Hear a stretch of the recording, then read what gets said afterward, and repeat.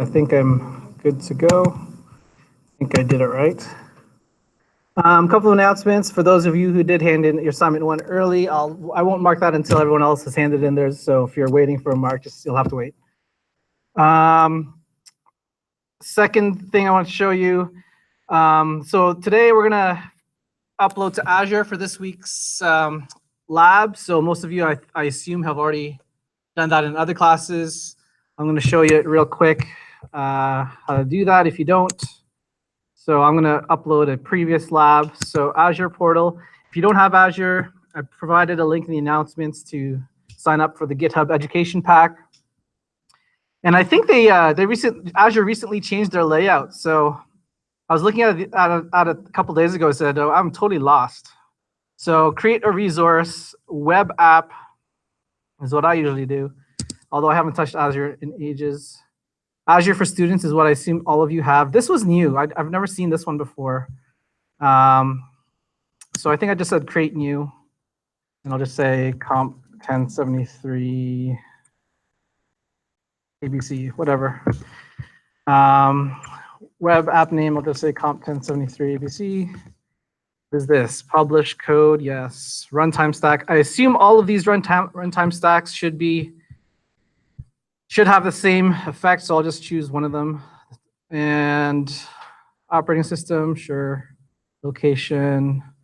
We'll make this closer to us for performance reasons. So East US. Plan. Okay. And it's free. Great. Review and create. Yes. So now it's creating something, I think. Create. So click create. Submitting deployment. Oftentimes I'll click on this alert just to tell me where I'm at. And pretty soon it's going to tell me it's good to go, I think.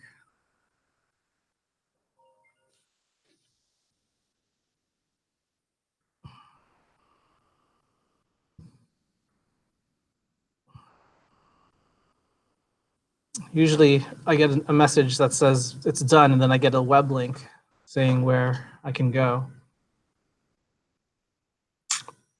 Oh, it's doing something.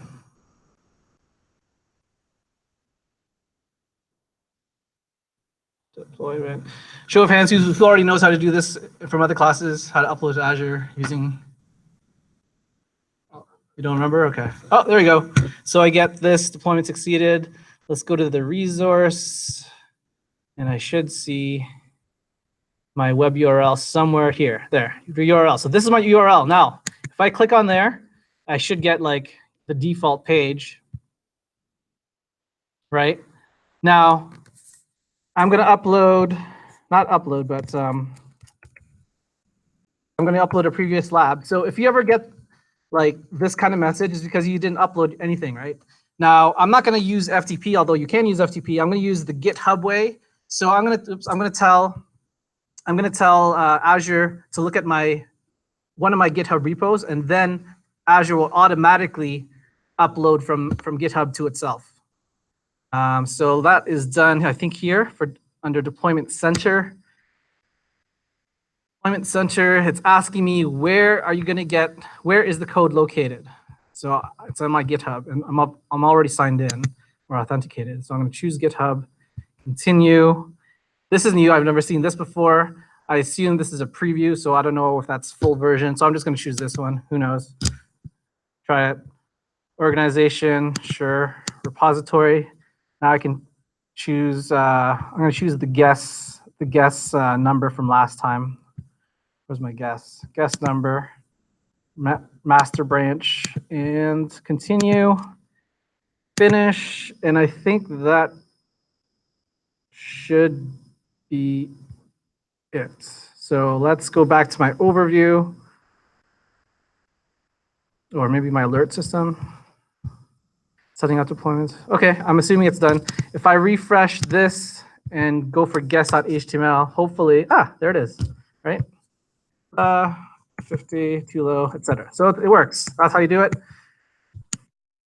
Reminder. Okay. Let us debug a couple of labs together. So these are a couple of students.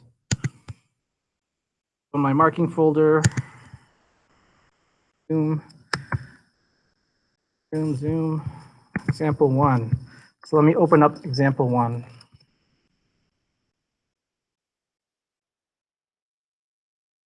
Example 1.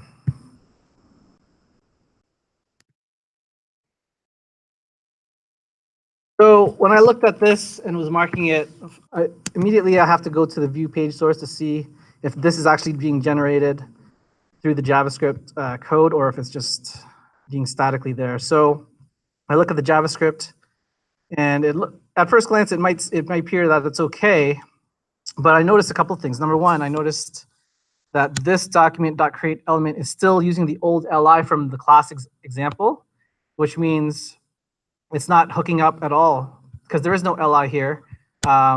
Oh wait, you're asking to create an li, yes, but then you're going to append it to something called airport list, which is up here, and airport list was a body UL, but if you look here, there is no body UL, right? You have a body here, there is no UL tag, so it's not gonna go anywhere. All of this code is really dependent on the old HTML code, right? So if I were to, let's get rid of this for a second. If I were to delete, let's see here, all of this table stuff, a UL tag. Oh, first of all, let me save it. Save, refresh. I should see nothing. If I put in a UL tag, then I should see something based on the code. Refresh, there, right? So it's working. The JavaScript code is working, but it's working. It's dependent upon the UL. The UL. And so as it stands, if I were to undo everything just now, undo this, all of this. Let me refresh this page. It's just coming statically from the markup, which is not what I wanted. Okay, I wanted the JavaScript to be responsible for the markup dynamically inserting itself, not you typing it in the HTML side. Okay. So that's example 1. Example 2, let's try that.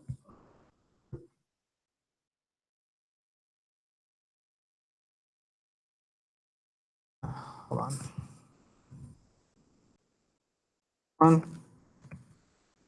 There's a couple of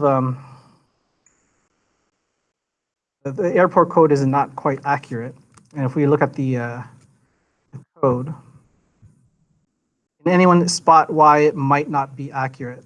What line number are we looking at here?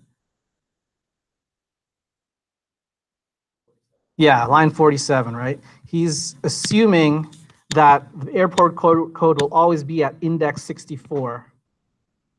But that's not always the case. So instead of 64, you could put something like to indicate the end of the array -3. So what you could do, you could say slice. Slice has that, and you can say -3.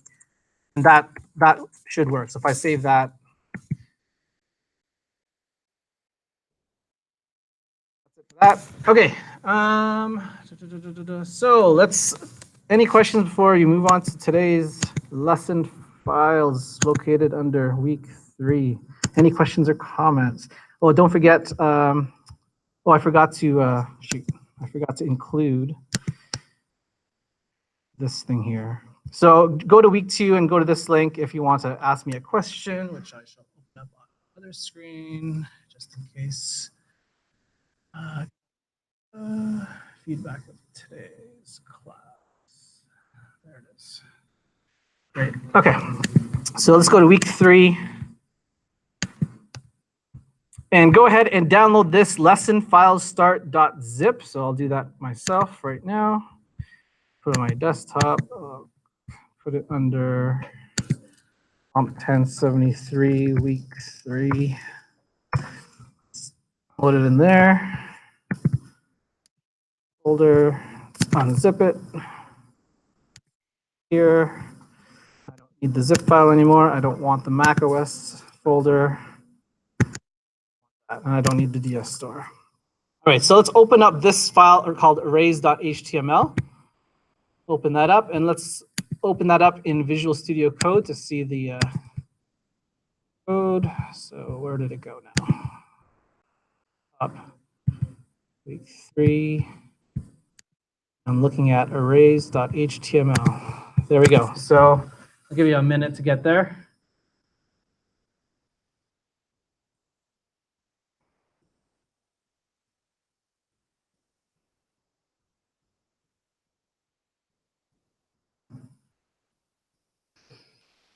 Okay.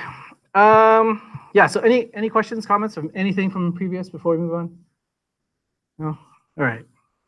And most of you, I assume, have done arrays in Java or other languages, yes, so not a lot of news here. So creating an array, when declaring and initializing an array, you can include strings, numbers, and booleans. Now, what is different from other classes you may have had is, in JavaScript, you can do something like this. So var my array equals, and you can start it with an empty array. But true or false, can you do this in Java, for example, where you can have some kind of string for the first element, maybe an integer or number for the second element, maybe a Boolean value for the third element, maybe another array for the fourth element, and maybe an object for the fifth element?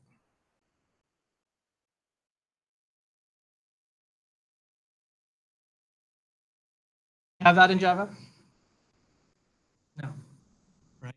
So in Java, you have to declare the type, right? Whether it's an array of ints, so that the compiler can dedicate 4 bytes per int in the array times how many is in the array. Whereas in JavaScript, you can just insert anything you want. Remind me again in Java, if you've declared an array in Java to be of int, and you prepare it to have like space for 3 integers, can you then dynamically expand that array at a later point in time? Yes or no? No. In Java, you can't. Or sorry, in JavaScript, you can't. So you could just add to the end of the array, you could add to the beginning of the array, and we'll see that in a second. So this is declaring and initializing the array. And so the big idea is the arrays in JavaScript are very dynamic, and the types can be anything you want. Reading and changing array elements can refer to particular element with its index number. Not a big idea. Not anything huge. You already know how to do that. I'm going to output the content on the web page here. My array. So how would I output maybe this element in the array? What number goes in here? 3. Why is it 3 and not 4? Because it starts from 0. All right. So let me save that. Let me output it or refresh the page.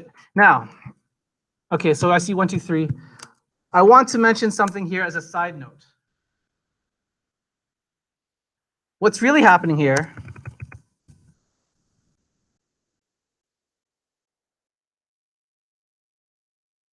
is,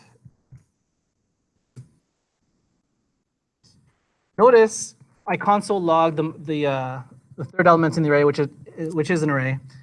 And the question I have is, notice the output here is slightly different from the output in the console, right? Where's the brackets? Where's the square brackets?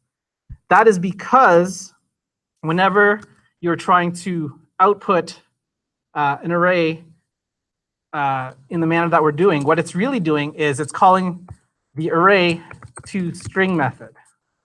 Okay, so let me do this. My array dot to string. So let's see the difference here. Fresh there. So here's console log. Can I zoom my console? Yes. Here's my console.log of my array at 3. Here's console log my array at 3.to string. And this is what is used to output in the web page. Okay. Notice again, whenever we're using the dot in JavaScript, it means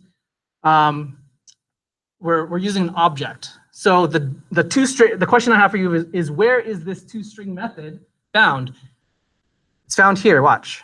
If I expand this array, it gives me the different indexes and their values. Yeah, we all know that. It gives me the length. That's why I can say my array dot length, and it'll give me 3. But where is the toString method? Where do you think? Here. So under this proto.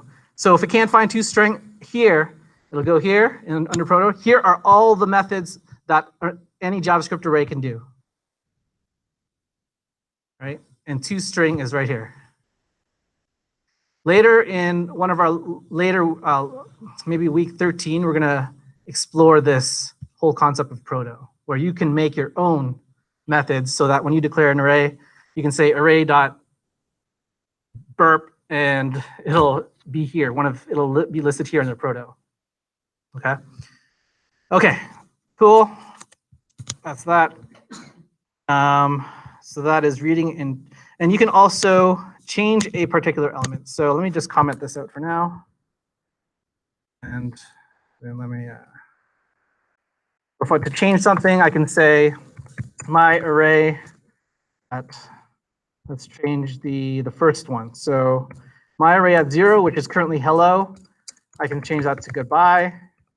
And let's output the whole thing. Content equals my array.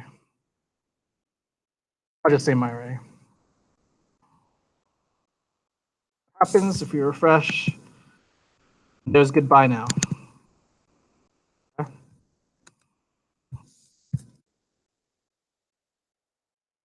So that's changing an element. You're used to that. You can have multi-dimensional arrays. Have you guys done multi-dimensional arrays in Java or other classes? Yeah. So it's no big deal. You can have you can say, let me just blow away whatever was there. So I can have an array of arrays. So I could have an array of there, array there, array there, right? So I could have maybe 1, 2, 3 here, 4, 5, 6 here, 7, 8, 9. So question, if I just console log, how do I get maybe this one right here? What do I say in the console log brackets if I want just that? How do I say that? What was that? Just the 8, yeah. What do you think? A bunch. So it's going to be my R array, my R. And then what? What do I put in for the first square brackets here? 2, 2. No. So think of it this way. This could be like, okay, let me ask you this. Bunch. Oh, yeah, Anthony. Yeah, 2 square bracket 2. Actually, I think it would be not 2. I think it'd be 1, right? 0, 1. Does that make sense, Evan? Yeah. So the first one is responsible for which element in the array. So here's the 0. 0, index, 1, 2. Okay, so now I got this. So out of this, now I look at this, which is 0, 1. So that should give me 8. So let's test that out in the console. Let's refresh. There it is, 8. All right, let's that out. Determining an array length. You know how to do that? It's console my array dot length. Refresh and see the answer. 5. So there are 5 elements in the array, which is based on what we had here, I think. 1, 2, 3, 4, and 5. Right? Oh, one thing I did want to mention.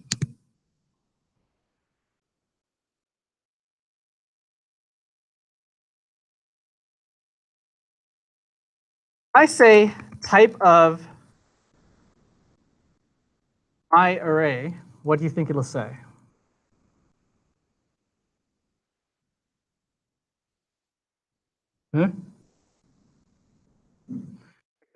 Type of my array, object.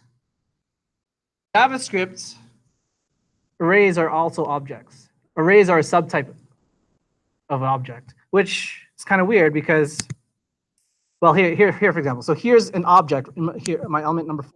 When I expand it, I see A1, AB. But look, you see the same kind of structure for an array here above for 3, right? 0, 1, same thing. That's so in JavaScript, arrays are actually objects. I'll give you another mind boggler. In JavaScript, functions are actually objects. And we'll deal with that later. Okay. In particular, looping through. So convert a string to an array if there is a common character. Okay, right. Okay. So let's blow away my thing for now. Say, hello world. How are you today? How are you? Okay, so we can convert this string. Actually, I should say string here. Our string. Okay, we can convert this string here to an array using a method. Does anyone know what that method is? Happen to know? It's split. So check it out. So if I say string dot split, and I give it inside the quotes, I'm going to give it what character I'm looking to split it on, and I'm going to say here, I want you to split it on the space character. That's why I'm giving a blank space right there. So what it's going to do is it's going to look throughout the whole string and look for a space, so it finds one. It's now going to use this hello as the first element in the array, and then the world would be the second element array. Oh, it finds another space, so now this how will be a third element array, and so on. So let's check that out, see that in action. And I'm going to assign that into my array. So my array equals str.split console log my array, and let's see if that happens. Go into my console here, refresh. There it is.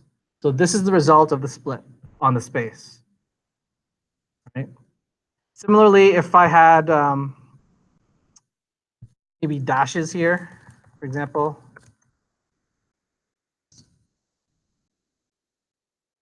There. I could put, say, put on the dash, it should give me the same thing. See what happens if I put nothing, split on nothing. Just curious. Whoa. Interesting. So it did every single character. That could be useful later on. So keep that in your back pocket. Okay. Let's comment that out. Comment that out. This is there. Output one of the array items. Output the last element of the array. What does that mean? What is Scott trying to say here?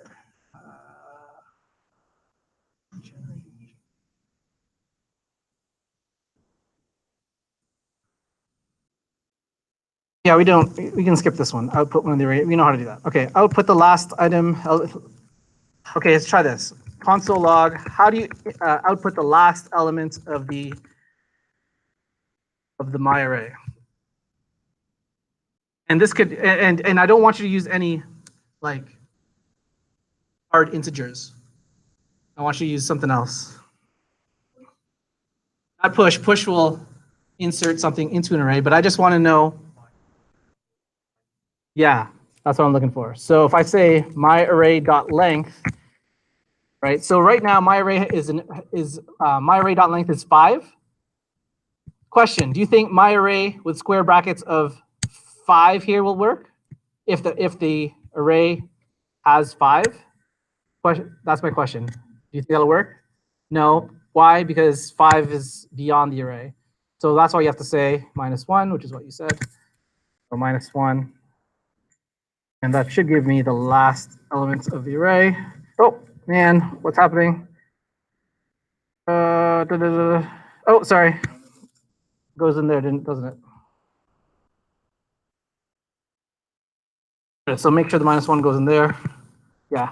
Was that your point? Yeah. Yeah, okay. Yeah. I guess I sort of meant like I don't want you to say like 5. I did, yeah. I should have worded that better. Okay, step 5 here. Convert an array back to a string.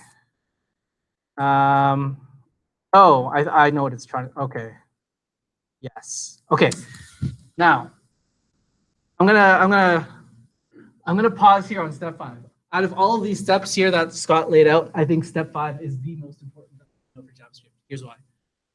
So let's pretend this is a string. Var HTML equals an array. Okay, so let's say your array has this.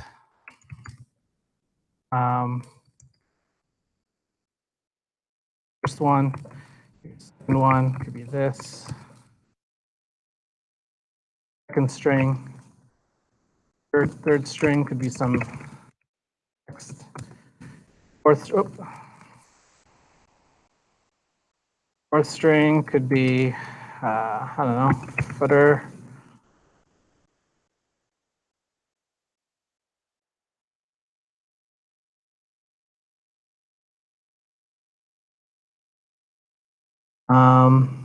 Then we'll end it with the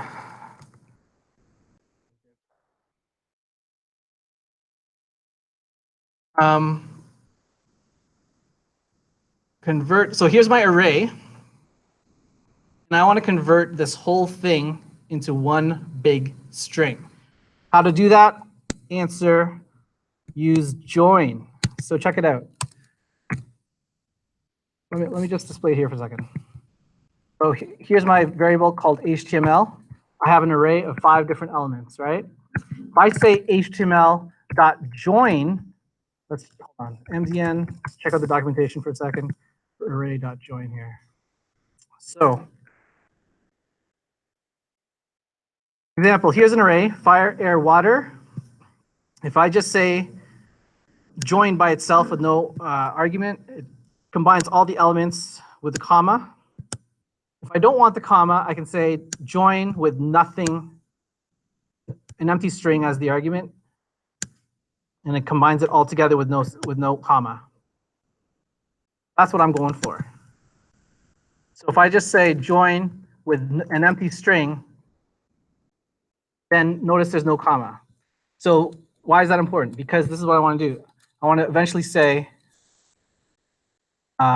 output, instead of text content, I'm going to say here HTML equals. If I just say HTML right now, watch what happens. Let me refresh. The commas? I don't want the commas. So what's the answer? I just told you. What's the answer? Join. And what goes in the join? An empty string. You just dynamically created what could be a card. You know, you just, you know, this is what the whole hype is with Angular Vue in React, is that you can just dynamically put in whatever you want using this inner HTML and the join technique. Okay? You don't, right? It's sort of like, I just want to step back because I think all of you are so young that you don't remember how the internet used to be when I was growing up. This is the internet for me growing up. It's Wikipedia. Right? You click on a link, you wait for a refresh, a GET request, right? There's some network transfer of HTML going on between the two computers, and there's always a wait. But what you can imagine here is that eventually you could use this technique so that you don't have to wait.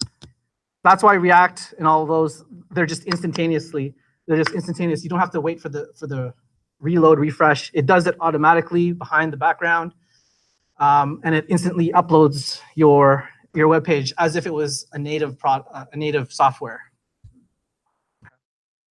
So I just wanted to focus on that for a second. Okay, step 6.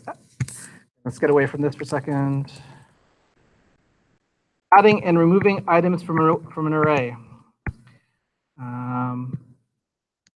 So this is where someone said push. So I can say, let's go back to my array for a second. I can say my array dot push, and I could add something there. Let's just say false, whatever, a Boolean value. So now if I say console log my array, I should see that value inserted into the array. Question, does anyone know where push inserts it into? Is it the beginning or the end? And let's just see if you're right. Refresh. There it is, false. At the end. Okay. If you would like to capture how many elements are in the array after you have edited it, what does that mean? I think it just means so log myArray.length. Okay, removing an item. So how do you remove an item from the end of the array? That's with pop. So if I could say myArray dot pop, so that should remove that false value from the end. Let's test it out by saying console log myArray. Let me save that, refresh. So false originally was there. I inserted that, but now it's gone. So that's what pop does. Pop returns the item that was removed. Oh, it removes, yeah, it removes, or, so when I say, so say it again.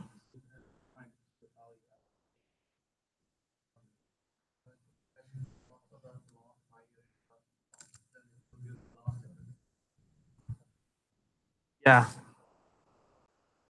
Try this. Try this, let's take away this for a second, take away this for a second, for that. Does that answer your question, Anthony? Yeah. So console log myArray.pop, notice how it's giving me the last value. And then if I console log again that array, that value is no longer there. What else we got here? Now you could do the same thing. So that was the end of the array. Push and pop works on the end of the array. To work on the beginning of the array, you could say shift and unshift. So let me just say console log my array first, just to show it. If I say my array dot unshift, I'll say false for that one. Console log it again just to see what we got. What happens? Refresh. So this is the original array. I said unshift with a Boolean value of false, and notes now at the beginning. And similarly, if I want to take the beginning away, I can say my array.shift. Now if I do that, back to beginning again, original state. So it's pretty basic, yeah. I mean, not terribly hard. And that's it for the basics of working arrays. So before we move on to this products.html, let me just see here before we go on. Anything else I wanted to say here? No, that's it. Any questions before we move on to products.html? Okay, let's move on to products.html. So let's open that up. Let's close this out. Let's open up a new tab. Go into my desktop, week 3.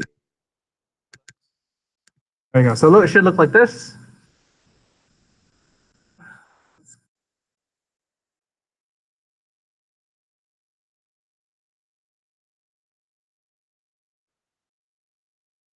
All right.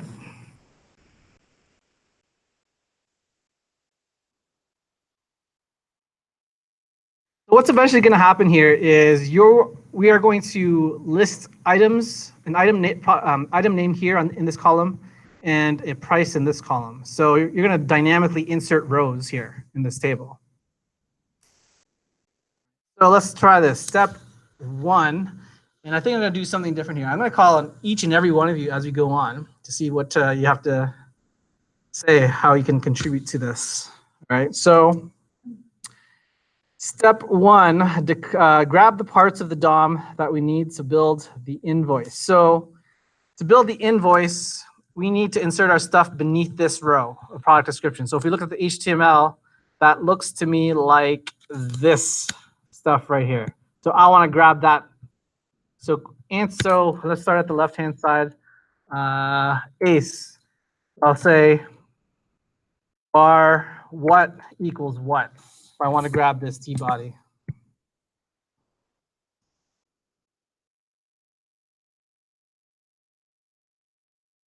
Yeah, although I was asking the one Ace, the one beside you. Yeah. Yep. T body equals.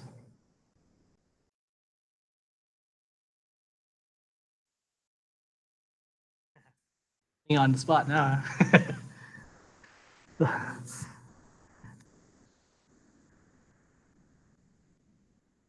I want to grab this DOM element. How do I grab any DOM element? Yeah, document dot query selector. And what goes in here? T body. Yeah. Okay. Thanks. Okay. Step 1B. What does this say? Build the products array in the format product name. Okay. I think we just have to put our own products in this array. So next one, I believe, Shaista. Yeah. So Shaista. Let's say var products equals what? It's going to be an array. So it's going to look like that. So just give me like product name colon a price.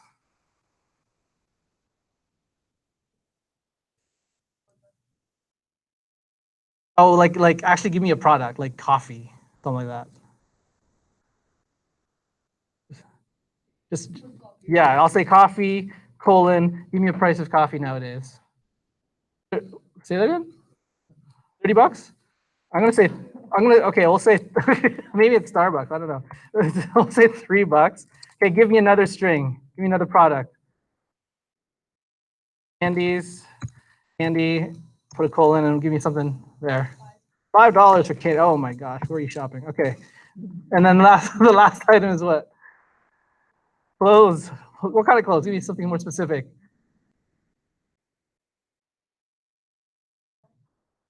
Tops. What a hat? What is a hat? All right, hat. How much is a hat? $5. Okay, it's all over the place. Okay, great. So now we got some random items in there. So that's great. Okay, step 1C, set up an invoice total variable started at 0. So that's where Tyler comes in. What do you think, Tyler? Yeah, var invoice total. Yeah, so yeah, how do you do that? Yeah, I would definitely say equals 0. I wouldn't end it there. I would never say that. That would be like undefined kind of thing. I have to say initialize it with 0. All right, step 2. Let's see, before maybe we should go back over there. John, build a loop. So what's the beginning of the loop of a for loop to iterate the products array? For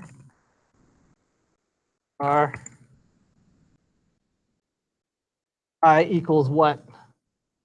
Yeah, what's next? What's the test condition? Yep. I20.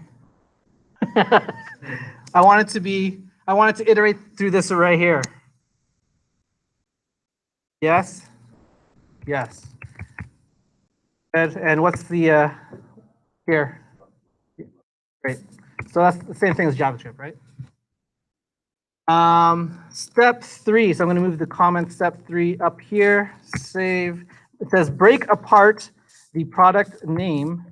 Oops. Hold on. Sorry. I'm trying to. I can remember. There it is. Break apart the product name from the price for each of the item using split method. Okay. Who wants to try that one? It's what was your name again? Lubin. All right, Lubin. This is what we learned today. It's all on you. For $100. Just kidding.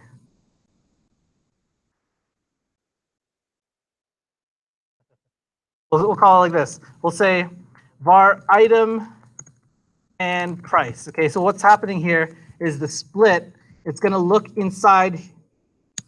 We're going to look inside this string, and we're going to split it on the colon in order to get coffee for the item and $3 for the price. That's what's eventually going to happen. But all I want right now is I want you to give me the line of code where you're using split so that after the end of the day, when you use split, you're basically getting this array called coffee, comma, $3. Oops, $3. So this is what I want from you right now for this right-hand side of the code. How do I get that? Yeah, products, I dot what? Split. And what goes in the split? Colon. Nice.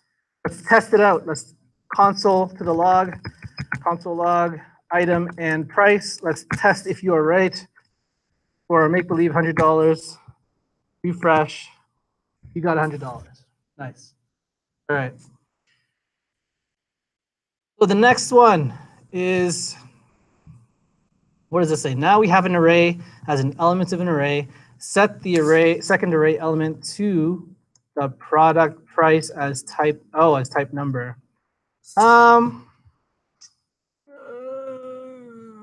don't want to do that right now. Yeah, let's skip step 4 for a second. And I'll show you why. We could do it elsewhere. Let's try step 5. Let's move step 5 in there. Save. Okay. Add the price of this product to the invoice total. Okay, here we go. So who's next? So, sorry, what was your name? Say again? Alan. Yeah, give me what you think. So we want to add the price of this product to the invoice total. So here we're using this variable now. And we want to basically we're going to sum it up. We're going to take a sum eventually of all the products. So what do you think? Yeah, and what goes next after invoice total? What do you want? What was that? What's the operator here? I'm looking for an operator or some kind of assignment or slash operator. You want equals here? Okay, if you're gonna do that, then what comes right after that?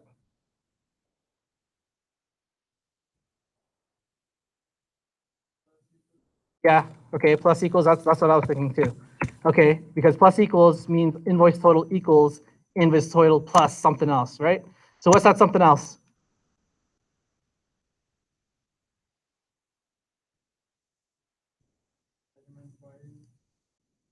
Mm-hmm.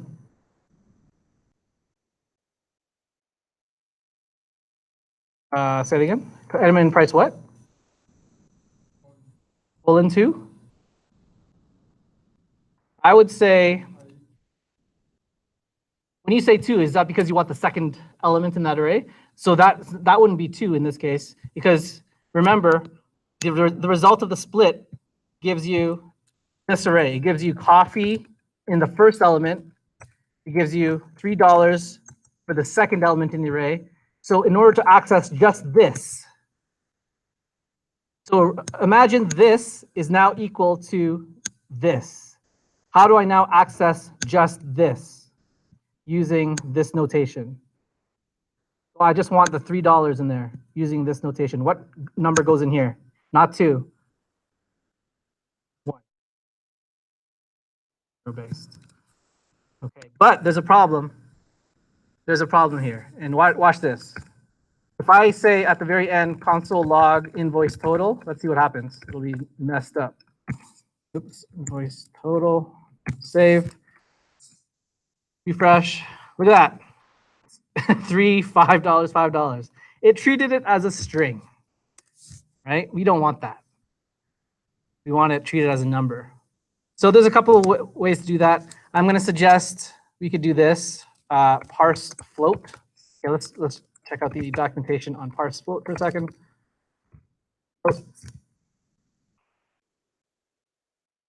Parse float parses an argument and returns a floating point number, which is basically number. Okay. So if we say parse float $3, that string of $3 will now become the number $3, which then, if I save and refresh, it should total it properly, kind of. Yeah, okay, $13, right? That's, is the math right? Yeah, so 3 plus 5 plus 5 equals 13, right? Now, I don't want it to say 13. I want it to say $13. So, with the decimal 00, how do I do that? Does anyone know?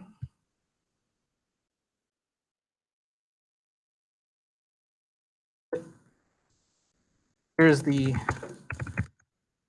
documentation on something called toFixed. So you can say something like this, toFixed. So let's see, where's their toFixed here? Oh, I see. They have toFixed here, and the argument of 2 means two decimal places. And that's why you see there's only 2 decimal places in here and here.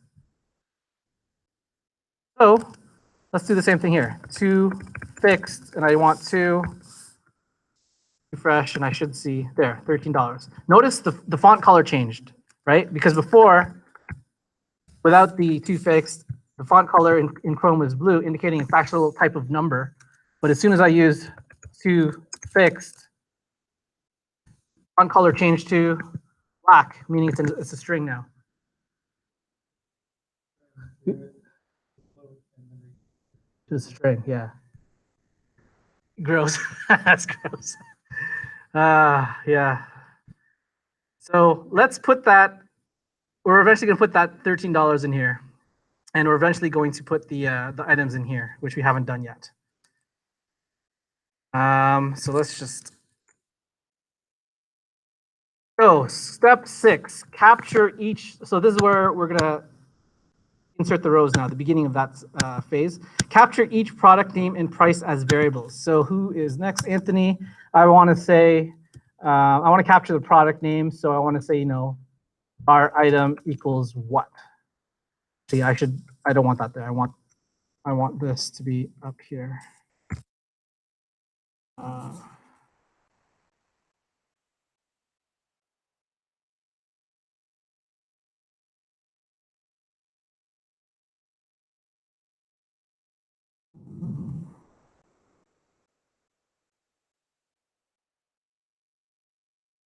So I'm going to have a var item here. I'm going to have a var price here as well. So I'm basically trying to grab whatever was in the array of item and price. So what it goes here for var item equals.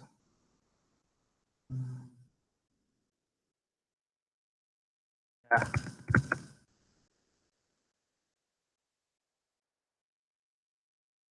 Yeah. Yeah. So let's test that out. I say console. By the way, when you say console log, it doesn't have to be just one thing. It could be 2 things. So I could say item comma price. Let's test it out. There it is. Okay.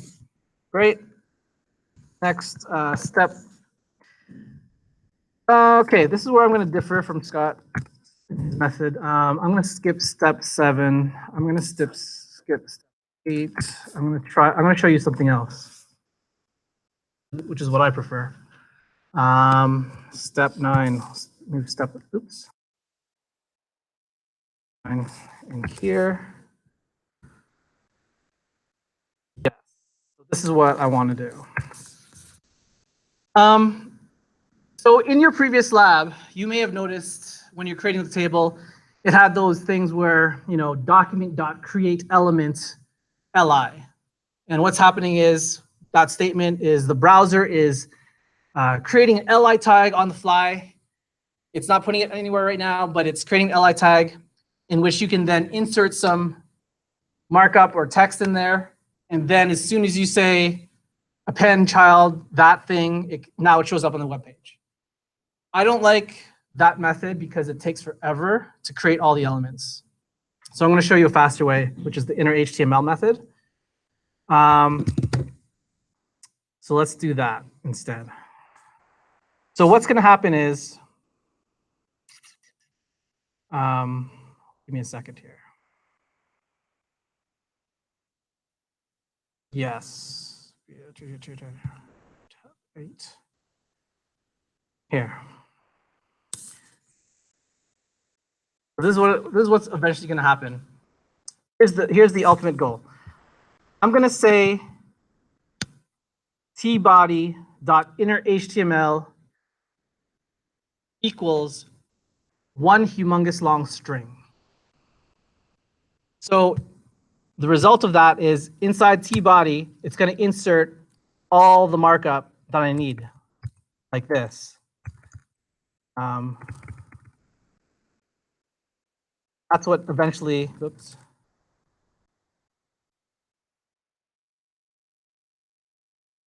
Times 3.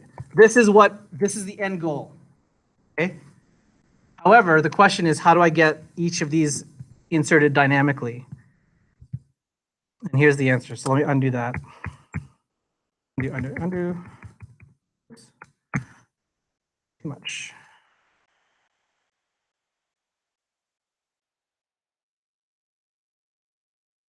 What I'm going to do to create that, I'm going to create the TR row. So this is a for loop. So each time it goes through each of the products, I'm going to create the TR markup.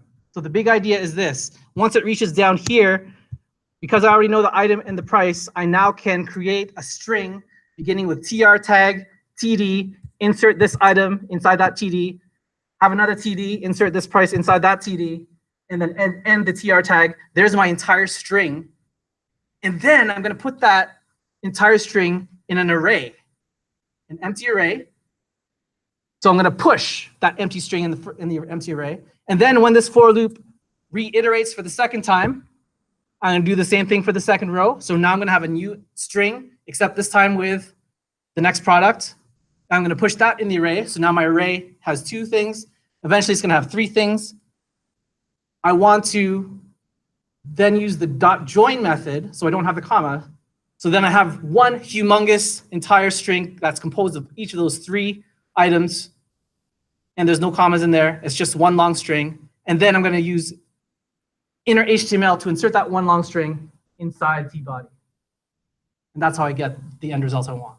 That's the big idea. Okay, so here it is. I'll say VTR, which is going to be a string. I'm going to use the ES6 method of backticks. Make it saner. Okay, so this is going to be my first row. Here's the placeholder for the coffee or whatever, and here's the placeholder for the price. So how do I, in ES6, put in the item in here, C. But if I want to put in the item here, what do I say in ES6? The ES6 way of putting in the item in here. Remember for the ES6 way? Yes, the $sign. Remember, does that ring a bell? The $sign, and then what happens after the $sign? Remember? No, that's okay. The squiggly brackets. And in here, I can then say item. So now that you have that as a template, see what goes in for the price. It's the same kind of thing. What goes in here, do you think? Add $sign, squiggly brackets, and then what goes in there? Price. Okay. Just to show you what's happening under the hood, I haven't done it yet. Let's console log this. Console log my TR just to see what's happening under the hood. Okay. Refresh. So this is what happens after the result of the for loop. I have 3 separate strings. I want to push them into an empty array. So I'm going to create an empty array, maybe right here. Okay, var HTML equals empty array.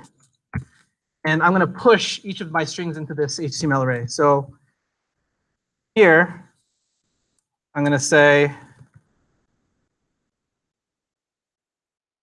HTML.push my TR. Then at the end of the day, let's console log my HTML.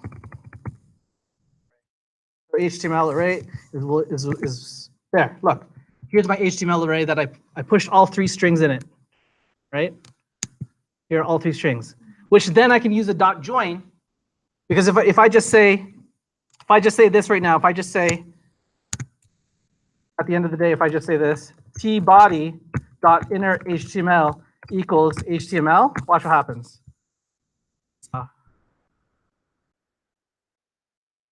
Commas? I don't want that. So we use what? A bunch. What do you use? HTML dot what? What method? Right here. Dot j. Fine.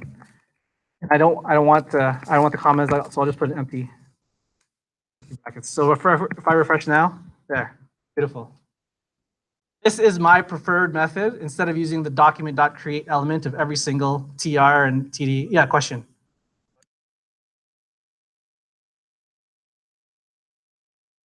You could, yeah, you could.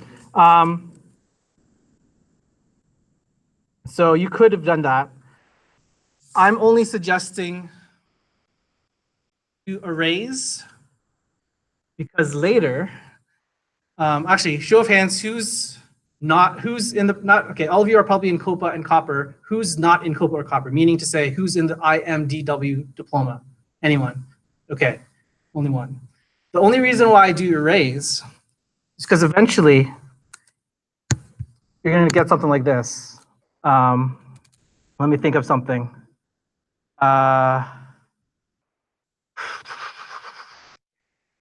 User dummy JSON. Give me something.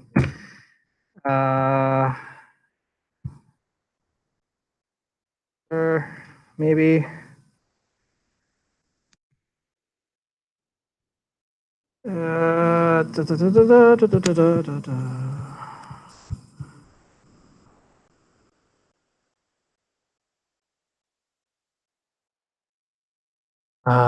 Okay, that's on. What was that? What was that one API? Oh, yeah.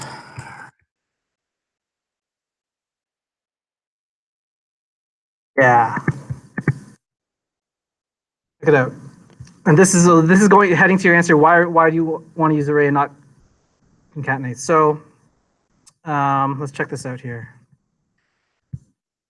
I want this API.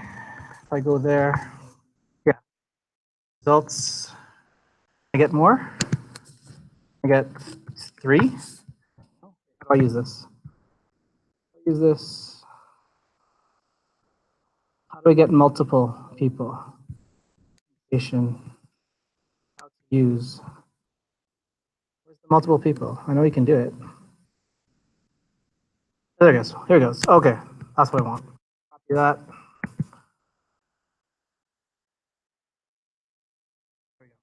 One. I see an array. Here's an array. Results is an array. And do I have 5 people? Yes. Here's a second person. Here's a third person. Fourth person. Okay.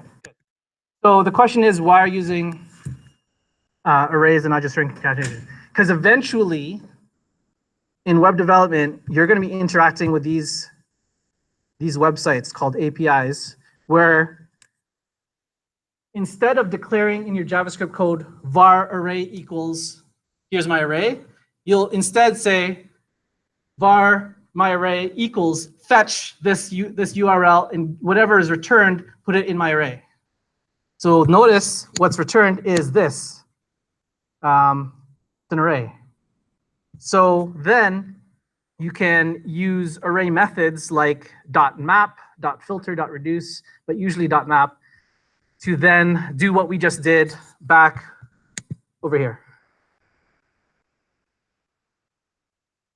Yeah, that's the answer. That's the. I'm going off on a tangent here, but that's basically why I want you to get in the habit of that, of using the array stuff.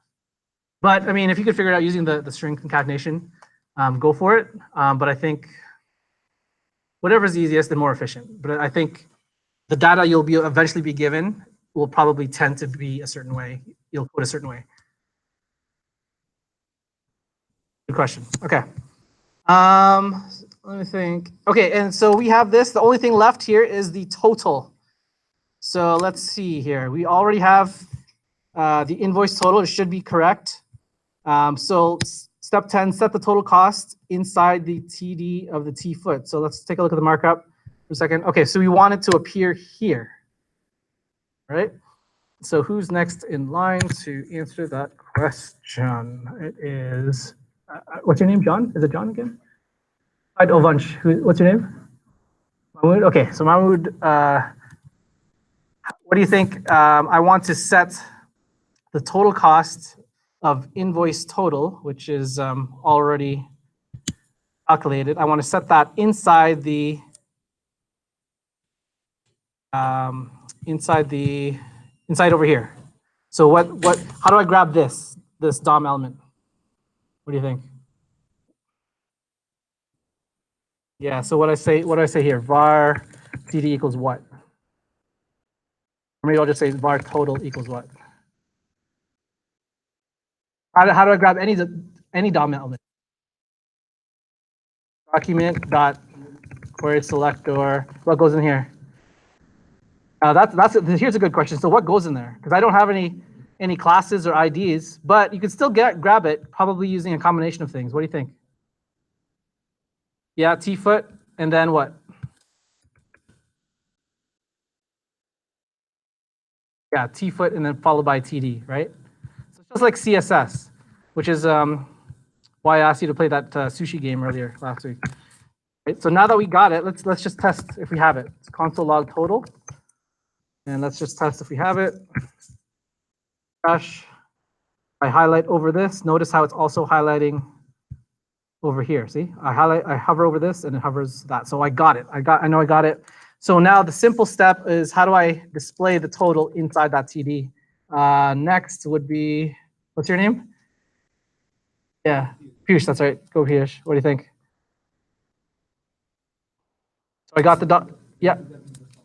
So I want to put the invoice total inside this total thing, which I already got. Yeah, so I calculated the total here, so it's all ready to go. So I just want to put it inside this DOM element. So what's the answer to that? I'll give you a hint. Total dot what? Yes. Equals what? Invoice total? Yeah. Let's see if you're right. Yay. Oh, I want how do I get the two decimal places next? What's your name? Okay, so yes. How do I put that? To fix, you said? Two. Okay. Nice. Done. We are done. Questions? Yeah, Anthony. The original, we mean back here for this one?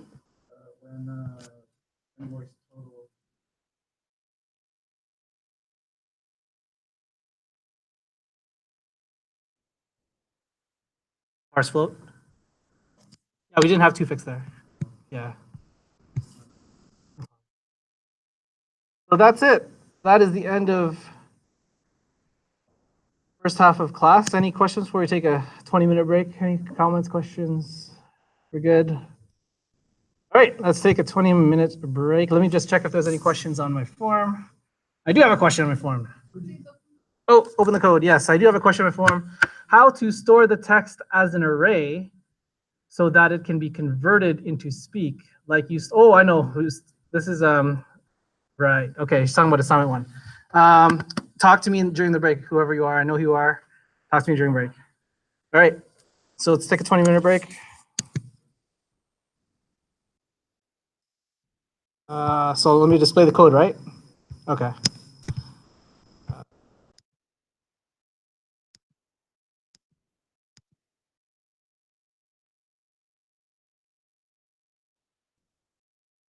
Want me to scroll up or? Are we good? It's good? Yeah, okay.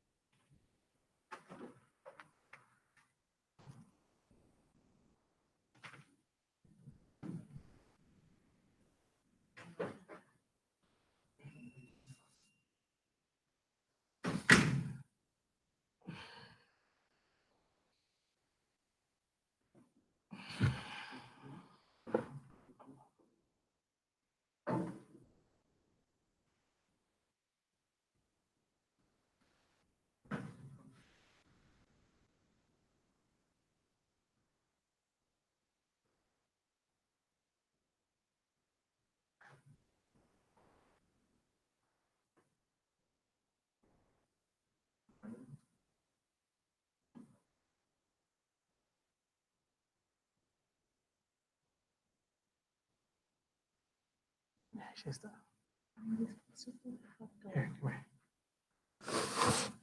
So firstly, I've taught in this assignment. I'm getting error over here on line 66. tpoly.innerHTML. It's because this is the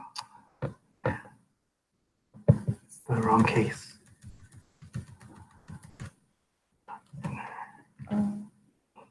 See, it's capital letters. Okay. So just get into the habit of pressing tab each time. That Okay. way you don't. And then I can say join. And that'll work. Okay.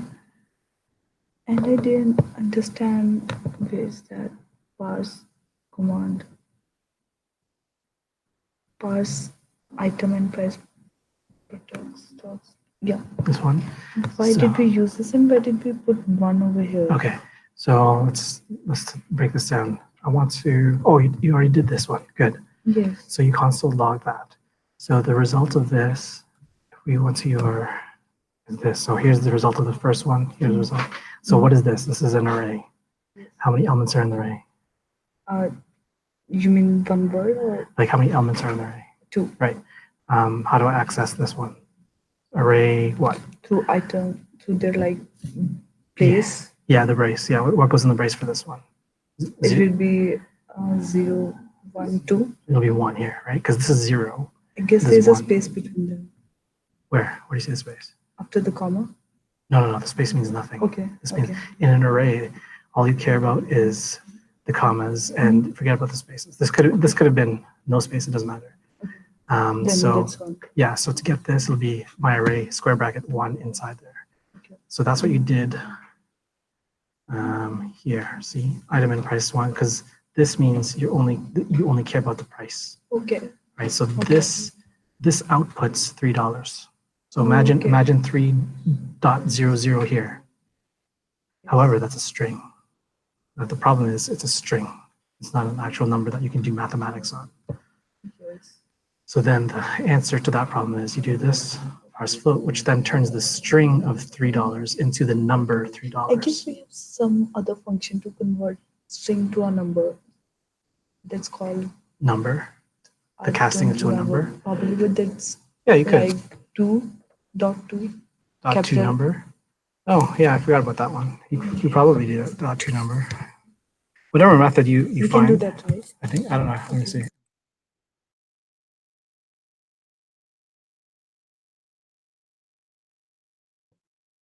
I've done 2 strings, but I was thinking that there must be a number 1, 2. Although this one doesn't seem to hurt any JavaScript.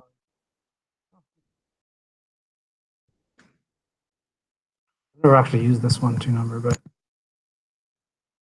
whatever you use, whether you're casting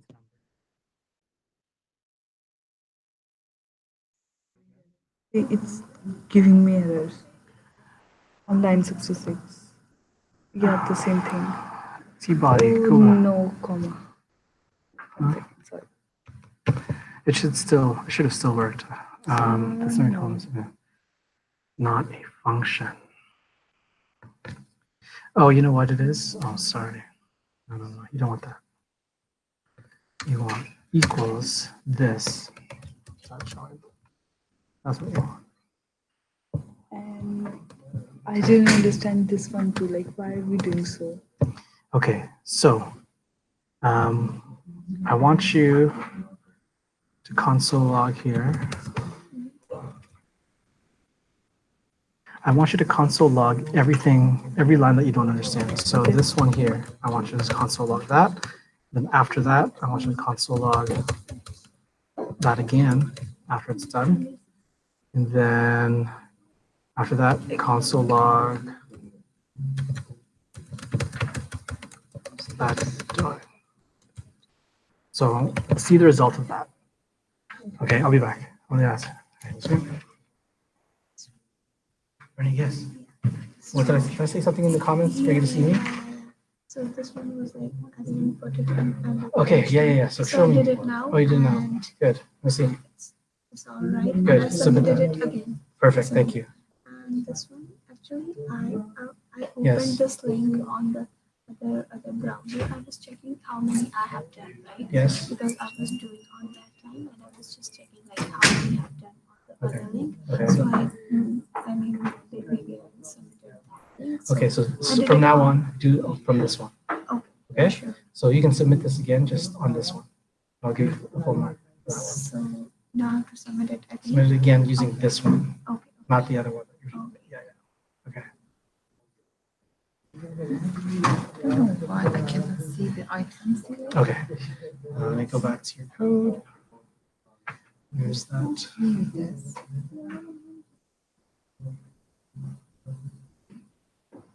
Oh, here's why. In order to use the newer ES6 syntax of the dollar, you cannot use the regular quote or single quote or double quote. You have to use the backtick, which for me looks like this. So where's that character on yours? I think we experienced this before. This one? Yeah. I think it looks like that, but it's the other way. For me, it's the other way. Like what is oh, look at that? Did you get that? You get that? Oh. Yeah, I think it's that one. So yeah, I'm gonna put the other backtick to replace that with the other backtick. So we should use back. That's the newer way. Yeah. Yes. Save. Is it just for the USB? Refresh. Yeah. Okay, Hey, thank you. okay, what's up? I just want to know, like, why do you use that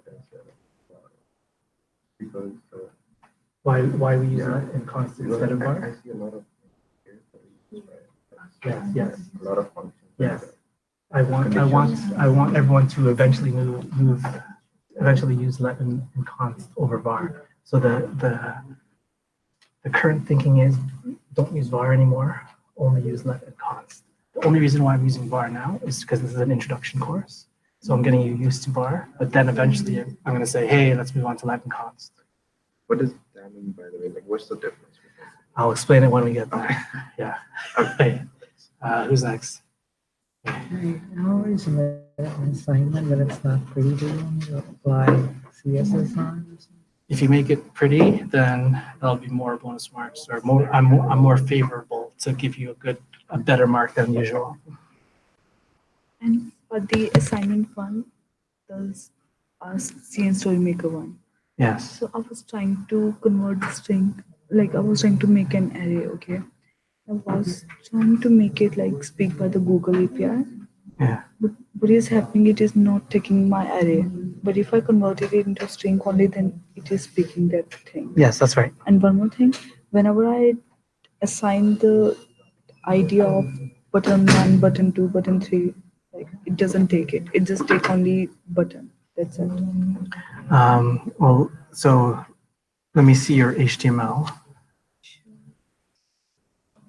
Oh, okay, so you already have button 1, button 2, button 3, 4, and 5, and then go back to your JavaScript. Okay, so you got this one. And then what were you saying about the button 2, button 3? What? I just tried that over here, but that didn't work. It didn't work? How do you know it didn't work? I tried it. Uh, I run the command and like I tried it on the Google page. So according to me, button 1 is assigned to nouns, and this one should be assigned to assigned to the verbs. Button 3, button 4, button 5. This way it goes. what I would do is don't assign, when you say assign this to one of these, don't do that.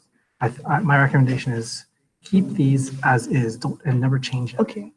And then make me later on down here, make new ones like var noun equals, and Okay. then you pick one of these. So, and the way you would do that is to use the random one or the random thing. I thought there was a random thing here somewhere. It's What's the just random one? I thought there was a random. so this helps in the speech synthesis, I guess. Okay, maybe Like that I think you have to create the random thing. Okay. But you know, the one way to get around it is keep this as is. Have a bunch. Okay, this thing selects the like whatever we want to the Google API to speak. Yeah. So eventually, when you click the button, Uh-huh. So as it stands right now, this is never, oh no, it is called, okay. So right now, if you click on button 1, it's going to run this, right? Nouns. And then It is not speaking of my array. This- If I convert it into a string, no, only this then this it's should be not nouns. This should be this one, text to speak. But what if I Keep that like there. Save that. keep it Never to change- noun? Keep that there. Never change that. Okay, that's Okay. correct. Is so that you're- inbuilt function? What was that? Is it like inbuilt? Inbuilt? No, no, no. So this text to speak is this currently this string.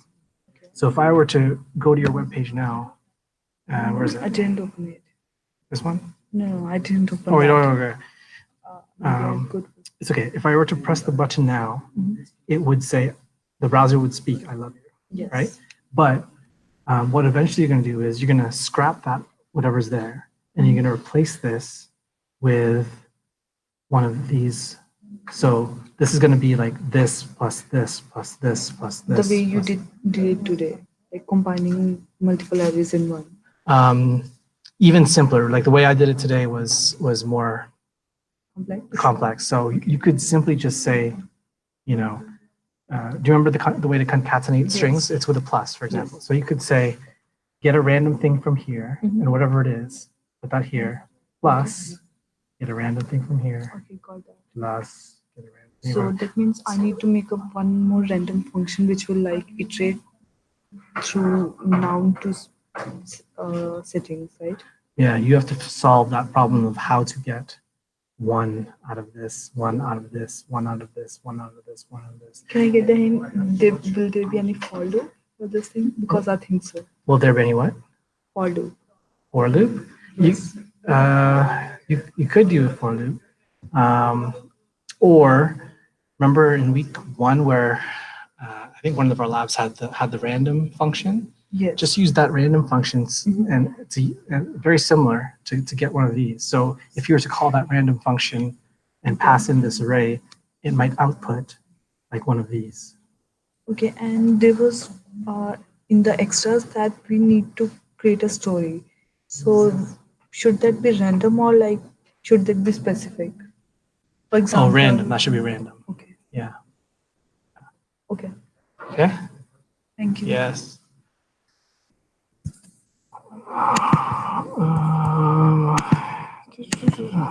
Hey. So there would the things work if we use it large, like for instance. Yeah, so if you switch I would to try bar, it. I would then try that it. will work. Like,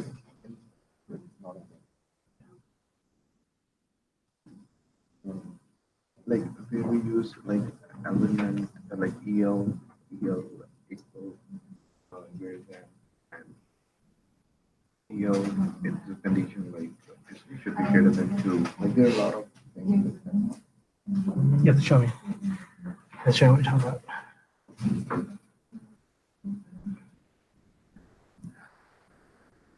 I'll be back. No problem.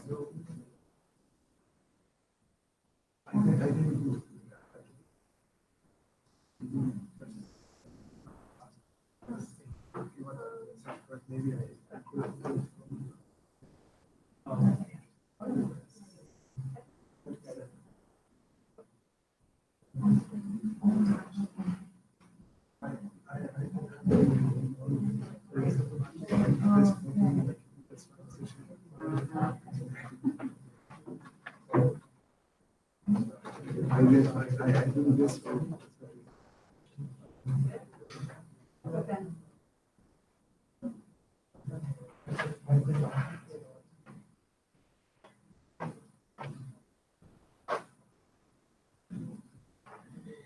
So like these are the conditions. So what's the question again? Like with these kind of conditions, like where we need to use that, like this greater than 6. So I work with the one. Like, It would work with the var, yes. This, what's happening here is something totally different. Yeah. This is what's called an array function. This from here to here is actually a function. It's as if I would have said let this big equals, and I type the word function, and then inside after the word function I have brackets, and inside the brackets I have EL, I have the squiggly brackets, and then inside the squiggly brackets, I have this kind of thing. That's what's happening with this shorthand notation. But this is totally different from what I think you're thinking. But EL is a function, right? In this case, EL is just a parameter that was passed in. So, Because they didn't. oh, Yeah. No, that's all. This is all the code is. Like find the last index. No, they didn't do that. When you were reducing. Yep. this is using Oh yeah, they didn't use. reduce, which we haven't covered. Yeah. This is that's I want to eventually get into that maybe next week. The reduce and all that. So, yeah, But what then do you say, again- like EL is a parameter or EL? EL So they didn't define the EL. The EL. I don't know if it's a function or what. It is. So what's happening is.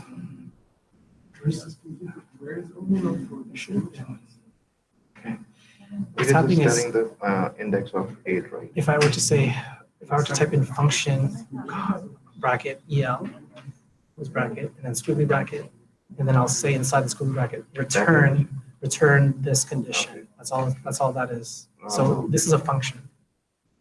Okay, this is shorthand notation, which we have not covered yet. That's what the more modern ES6 stuff. That's what I was asking.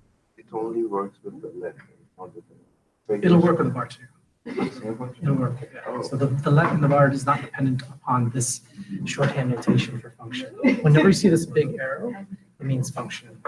Okay, so it's all because of the big arrow that It's all because of the big it arrow. is, using it as a function. Yeah, so this big arrow is the cause of this EL in brackets, is the cause of this shorthand. So just think of all that as just a function. So we can put anything in between, like instead of the EL. So how would you normally write a function in those round parameters? Whatever you would normally write in those round parameters goes in here. Oh, so this is what the ES6 project's presentations after reading week is about. This is one of you will talk about that. Maybe it'll be you. Thanks, sir. Yeah. Okay.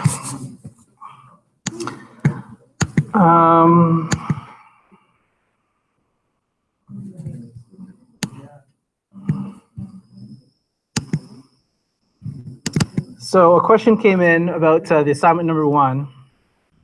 Let me open it up for a second for assignment number 1.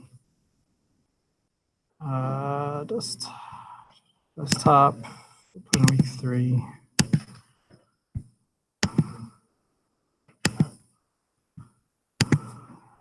So tracked here. Okay, where to go? Assignment number 2.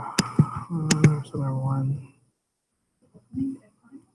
Yeah, this is the template for the assignment. Oh, that's the wrong one. Hold on. Oh, that's assignment 2. That's the wrong one. Sorry.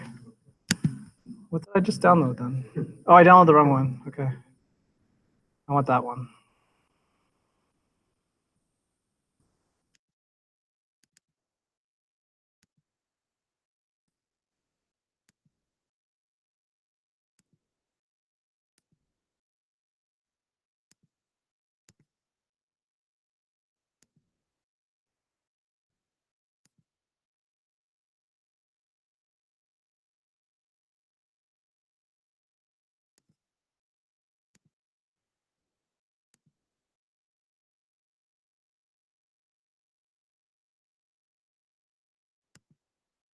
Okay, for assignment number 1, the question is how to store the text as an array so that it can be converted into speak, like you stored string into speech.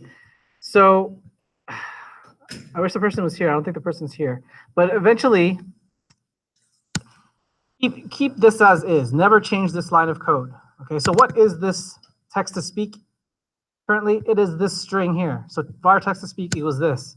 So what's eventually going to happen in your assignment is you're going to blow that away, okay? And you're going to insert your own string. So, you know, let's pretend you have an array of nouns here, okay? And you have your array of nouns here of whatever it is. I forget what it is.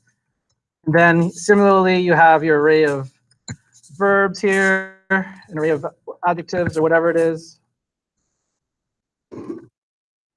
So eventually, what you're gonna do is you have to put together maybe like this string. So and then put together, concatenate it with this string, maybe concatenate it with this string, depending on whatever random element you get, depending on the button. So when you click on the button for nouns, maybe it'll give you randomly this one. If you click randomly on the verb button, maybe it'll give you this one here. Maybe you click on the random for adjective button, it'll give you this one here. So now you have to eventually add, nouns at 0 plus verbs at 0 plus adjectives at 2. And so this will give you one large string, and then you're going to assign that to text speak. Then now you can pass that in here, right? So, but the thing is, you don't want to say this. You don't want to hard code the values here. That's you want to make this a result of some kind of function call, right? Some kind of randomized function call where you're passing in, maybe perhaps you're passing in the array of nouns, and it'll output a random word from the nouns. Same thing for here. That's one way to do it. No? Hope that answers the question. Okay. Any other questions, comments? However you choose to do it, as long as it works. Okay. So everyone, let's go to the lab for week 3, which is this one. And I actually included a GIF here of how it's going to look like. So every time you click on the generate random story, it gives you some random story, but it'll substitute certain values depending on whether you entered a custom name here or whether you chose metric or not. Okay, so this is the end result. So let's open up this download start.zip. Let's download that and start from the beginning.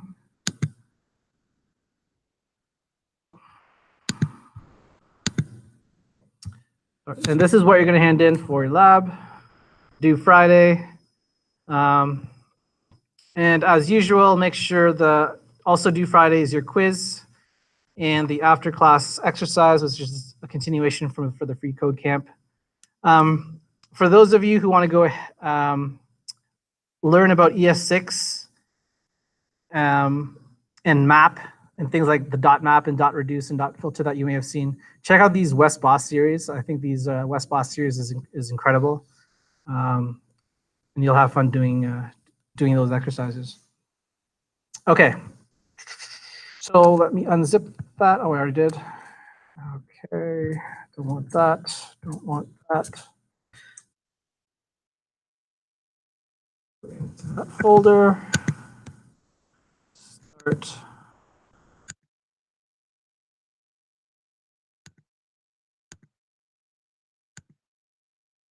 All right, so let's open the web page up as well. Start. Get that DS store. Yeah, so here's the web page as it currently stands. It's not functioning. And you'll notice in the markup that you have this paragraph where you can later insert your story through JavaScript. So let's look at this JavaScript file called Silly Story. We'll open that up and you'll see all of this. So we are going to go through that. So just like in other classes, this is where you get to work with your partner. I'm going to give you a few minutes to try it out. I'm going to ask you after a few minutes to see what you got. So we'll work on this together. And you're going to hand this in. This time we're going to upload the result of this. Just like in previous weeks, I asked you to upload to GitHub Pages. Last week, AWS. This week, Azure. Next week, it'll be something you've never heard of, but it's pretty cool. So I'm going to give you a few minutes for step 1. Declare and initialize variables, custom name for name field, randomize for the button, story for the paragraph. So go ahead, talk with your neighbor. I want you to sort it out, and so I'll give you a couple minutes for that, and we'll take it up after a couple minutes, and we'll just go through that like usual in other classes. Oh, question, hey, actually. Sorry, say it again. Oh, you don't see the silly story? So I downloaded. You may not have downloaded the right one. Let's go back to our. You got it? Oh, perfect. Yeah, yeah. Download the start.zip. Oh, maybe I should have shown you this. So here's the PDF instructions. So step one, you have 4 requirements. Generate a random story in the paragraph when you press the button. Replace the default name Bob to whatever was typed in the box. Convert Fahrenheit to Celsius if the metric radio button is selected. And if the more you click on the button, the more it generates different stories. Oh yeah, and I did change the requirements. So just like last week, you're going to get, I'm giving you different requirements. So forget this, submitted by the end of day. Forget that 1 mark. I'm going to replace that with something else. Forget this bonus 1. I'm going to replace that with something else. What did I replace it with? Answer right here. So instead of submitted by end of class, rather, you get 1 mark if you use Bootstrap's card body to display it. So similar to last week when you used Bootstrap's table to display it, this week it'll be using Bootstrap's card body, which is just looks like this. Okay. You don't even need to download or use Bootstrap's JavaScript stuff or jQuery. You just need the CSS to make it look like that. And for the bonus mark, so instead of the submitting by end of calendar day for the bonus mark, rather for step 13, if you use this, insert adjacent HTML. Let me just briefly show you that in the documentation.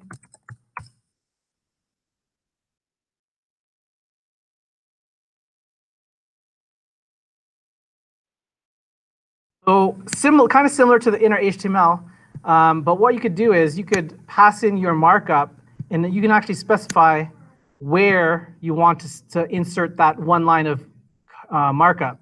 And so this after end refers to this location. So let's pretend that your markup currently has a paragraph tag, right? If you said insert adjacent HTML after end, that means that this div markup is going to be inserted right here after the closing paragraph tag. Similarly, if in this parameter you said after begin, but using the same string there, it would insert itself right there, which is kind of neat. Okay, so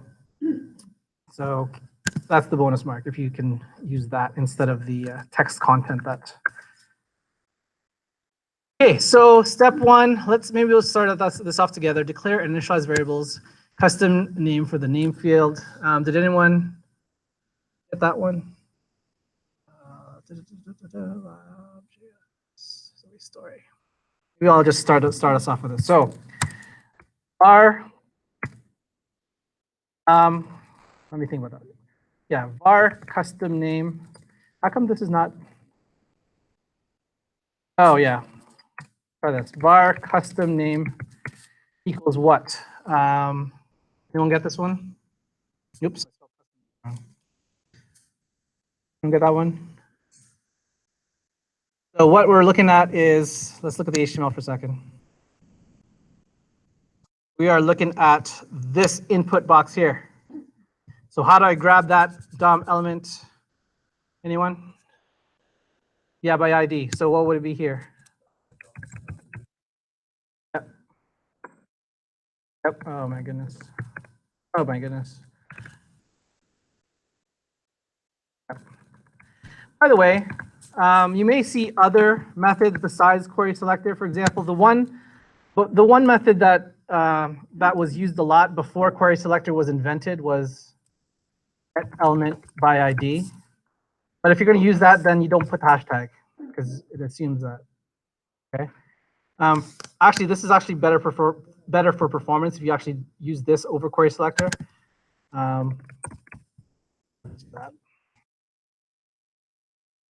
Okay, so that's good. Let's do the same thing for the randomize button. So where's that over here? That's right here. So someone tell me the answer to that one. Var, we'll call it randomize. What's the answer to that one? So how do I grab this one?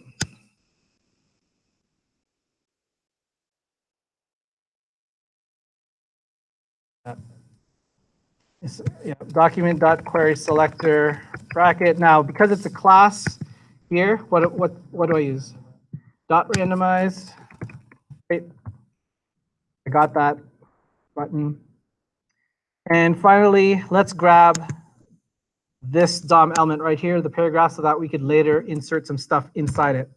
So how would I grab this? Actually, let me continue on my who's last? I think you're next, right? What's your name? Say it again? Okay, Harsh. Yeah, yes. Okay, go ahead. What do you think goes in here? So var story equals what? I want to grab this.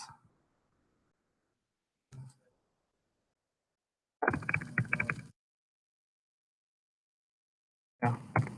Great. Step 3. Oh, step 2 is actually down here where it says have a look at the following function. Oh, perfect. This answers your question for the assignment number 1. You could use this for assignment number 1, right? You could say pass in your, let's pretend you pass in your noun. So okay, side note, let's pretend this is assignment number 1. If I said random value from array and I pass in my nouns array, it'll probably give me one of the elements in that array. So I could say, var noun equals that. Right? So I'll get a noun. Similarly, if I said var verb equals pass in my verbs array, right? And then at the end of the day, after so many things, I could say var text, not even var, text to speak equals noun plus verb plus whatever, right? That's one way to do it. Anyways, that was a sidetrack. Okay, so yeah, we know what that does. Step 3, create a variable that contains the story string that will be modified. Okay, so all it's asking you to do is store this long string inside a variable. So who wants to take care of that one? Let's go, Akshay. Let's call it var story text equals the string. You got an easy one. Okay, there you go. All right, great. Now, I want you to observe something about this text, because when I first saw this text, I said, huh? So notice how Scott put these colons here. So what's eventually going to happen is we're going to substitute these colon words with our own variables later on. So we have an insert X there, we have an insert Y here, we have an insert Z later on. So that's what's eventually going to happen. Okay. Step 4, create 3 arrays. One array, insert X, another array, insert Y, another array, insert Z, assigning them the following array values respectively. So that's pretty easy. Let's do that. So maybe Akshay, you got an easy one, so we'll do more easy ones. What do you think? Our insert X equals what? Bracket. And those. Those here. Question, can I just copy and paste here or no? What's the matter with that? Give me squiggly brackets. What's the matter with this? I have to put the quotes, right? Strings.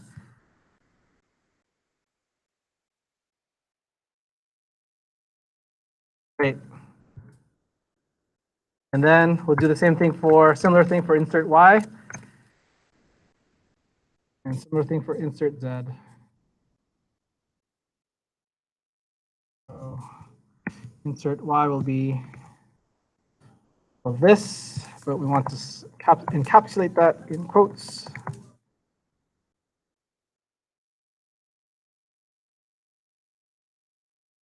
Var insert Z equals stuff here.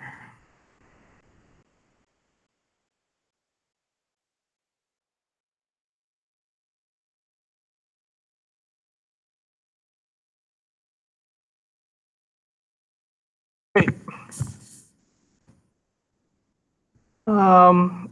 One thing I forgot to mention. I know I said in the previous week that in VS Code, you should install this thing called Prettier, but I never actually showed you how to make it happen now that I think about it. So I said a couple weeks ago to install this Prettier extension. If you have, there's just one more thing you need to do, and it's this one. You have to say, in your settings, you have to say editor.for, oh, not that one. You want to say this, editor.format on save is true. Did you do that? So in VS Code, to get that, if you say Control-Shift-P, that'll open you up a dialog box, and then type in settings, and then you'll see preferences, open user settings. So click on the preferences, open user settings, and what it's going to reveal JSON. This is an object, JavaScript object, right? You got your key and your value. So you'll notice I've already mentioned it here, where I say editor.format on save :true. So I already set that. So if you don't have that, just add it in. All you have to do to add it in is just go to your last entry. For example, this is my last entry. If I were to say comma here, and then put in editor, what was it again? Editor format on save. Format on save. True, and then save that. Then you too can have your code look like this after I save it, right? Before, it was just like this, but as soon as I Control S, it automatically fixes it for me. Okay, so now that I got that, step, let's see here, where are we at? Step 6, review the partially completed. Okay, so let's go to step 7 here. Where it says create a new variable called new story and set it to the value of story text. So who's next on the list here? We got, oh, I know you, your Rama. Say it again? Yeah, Ramneek. Okay, so what do you think? Yeah, equals.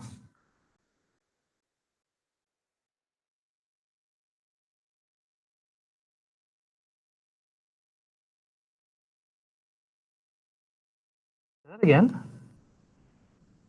Just copy and paste. I think there's better. Now, keep in mind, we already set story text up here with this long string that actually already did for us. So if we want to set new story and set it to the value of story text, it's what? New story equals what? Story text. That's all we're doing. So now new story equals story text. Okay. Step 8.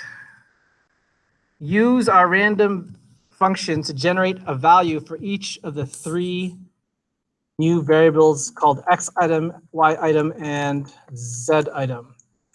Call up the function, and for each variable, pass it the array from which to grab. Oh, this is perfect. This is your assignment 1 right here. For example, if it's, yeah, okay, let's just do that. So step 9. Actually, no, it's not 7. Step 8. Sorry, step 8. Step 8. We want to say var x item. Oh shoot, we have to close that comment, don't we? Close that comment so we can actually say this. So it's gonna be like this: var x item equals var y item equals. Okay. So we're going to call on random value from array function to grab ourselves a random. Who wants to take care of all 3? Who's next on the list? You. What's your name? You. Rupinder. Okay, so what do you think goes here, Rupinder? It's going to look exactly like this, except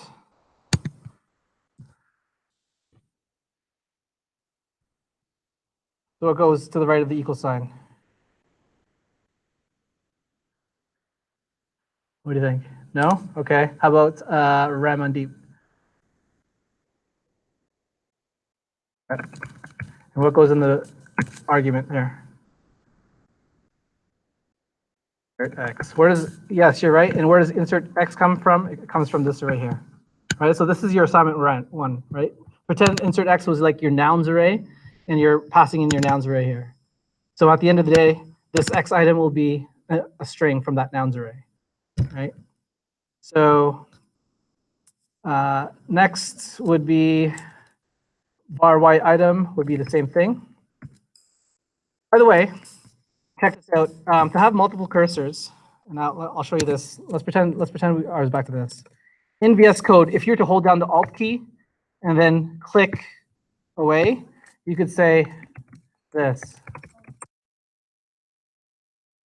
And then just fill in the rest.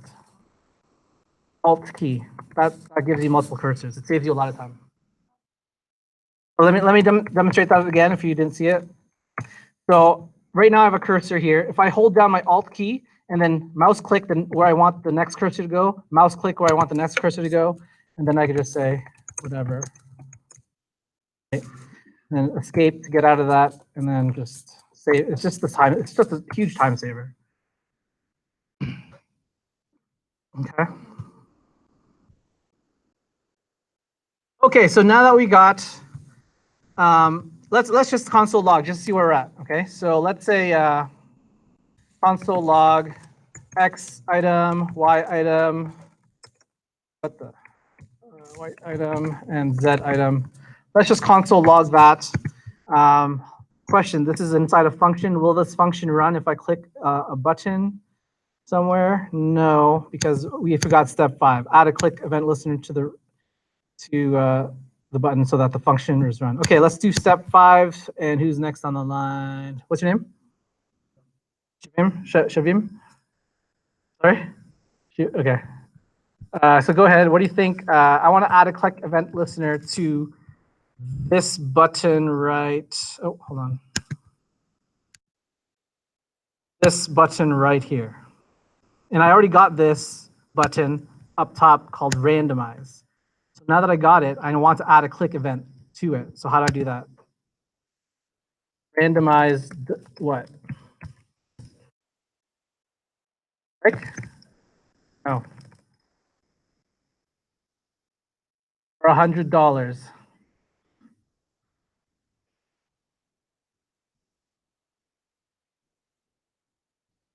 Add event listener, and then inside there is click.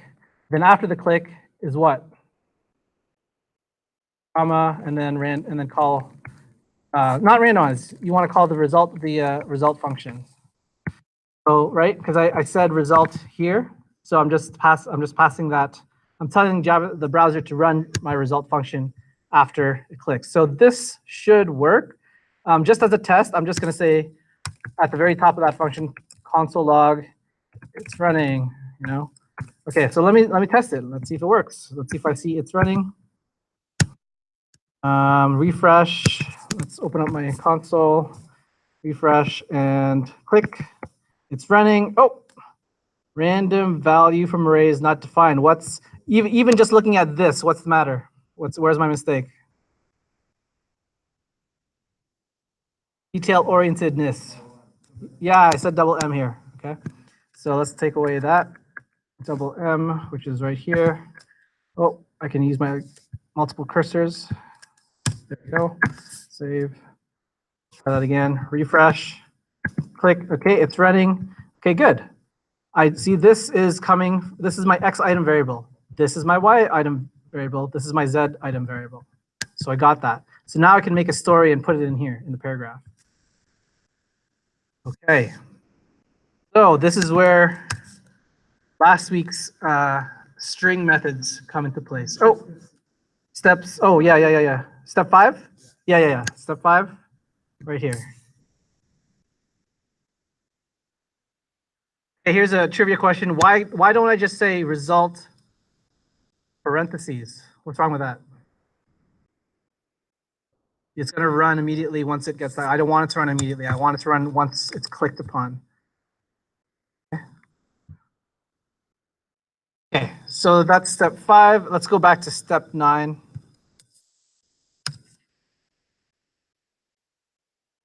This will be interesting. I'm going to start off with the easy one first, because you'll notice in the string here, where's this long string? First of all, I don't like the fact that my string is so long that I have to scroll. I don't like that. So I'm going to switch this up to use the new backtick way. So because with the backtick way, I can now have separate lines and it doesn't affect anything. So I'll just press enter, enter, enter, and enter, enter, enter, enter. And that's good. That's fine. Whereas if I use the traditional quote method, JavaScript won't like that with the traditional single quotes or double quotes.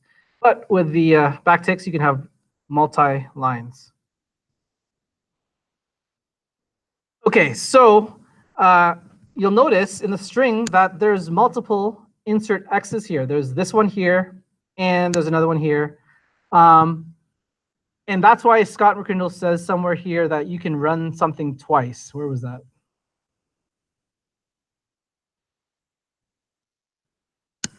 Was it step 9? Yeah, step 9, he says you might need to do one of the above replacement twice. We're not going to do that. We're going to do something else. That's way cooler. And so we're going to start with the easy ones first. So I'm going to leave this var X item. We're going to leave the X item out for now, and we're going to start with the Y item because Y item only appears, insert Y only appears once, and same with insert Z, that only appears once. Okay, so let's start with the insert Y. How do I replace insert Y from the new story string? That is the question. Who's next? Suk. Yes, the replace function. So let's just look at the console for now for a second. So if I say new story, oh, new story is not defined. Why is that? Because it's inside the function. Okay, forget that for now. Let's just work with the story text. Story text I should have access to. There it is. Here's my long string. Let's remind ourselves what replace does.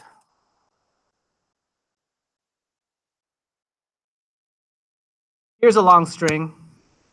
You could say something like this: p.replace, replace the occurrence of dog, the first occurrence of dog, and make it monkey instead. So that's why it says here, the quick brown fox jumps over the lazy monkey, because it replaced the first occurrence of dog and changed it into monkey. But notice the second one does not get replaced. In order to get the second one replaced, you have to use something like this. And we'll get to that for the X item in a second. Okay, so let's play around with this. So story.text.replace. Let's replace the string insert Y is found right here, right? So notice the insert Y has the colon, insert Y, colon, end colon. So that's what I typed here. Find the exact string, and let's replace it with one of our variables. Just to see if it works, I'm just going to replace it with hello world. You know, hello, just to see if it works. That's all. There, it works. See? So that's the kind of technique we're going to use in our code. So let's do that here. So let's say this. So new story dot replace. So what goes in here? Same thing, colon insert Y, comma, and what goes in here? UI item. Yeah. Okay, so that'll replace. Now, hold on. What do I have here? Not quite. See, this kind of goes back to what you're saying for another question, Sue, from a previous class. See, the replace method returns a new string. It doesn't modify the old string. So back in our example here I said story text.replace, and that's why you see this. But watch what happens if I say story text. Will it be this or will it be the original? It should be the original. Oh, it already tells me the original. So you can see it down here. There. So I didn't change the original. So it's important to realize that dot replace does not change the original, but it gives you a new string. So I need to do something. I need to capture that in a variable. So might as well just replace it with itself. New story equals thing. Okay. So similarly, I can do the same thing for the Z item, which is, who's over there in the red shirt? What's your name? Andrew, that's right. So what would be the similar line for Z item here?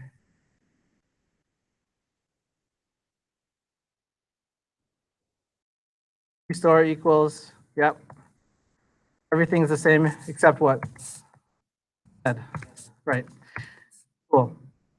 Now, let's test out, let's try the first one, the little bit more difficult one, where we have multiple occurrence of the X. So this is where we need to remind ourselves of the documentation. We are going to use something like this. Who remembers what this G stands for? Or what it does? Global stands for global, and what does that do? Say it again, Ace?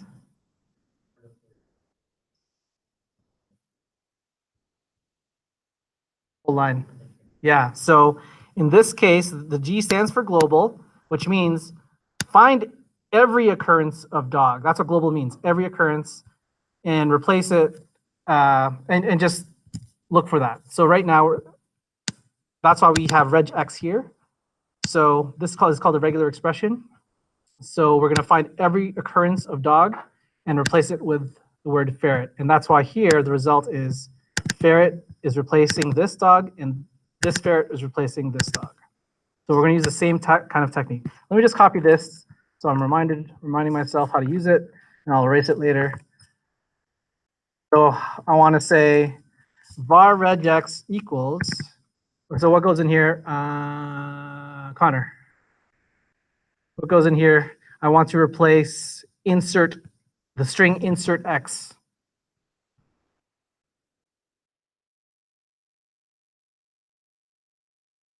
Yeah. Okay, so I got that. And then what would the next line be? What do you think the next line would be? New story, do you think?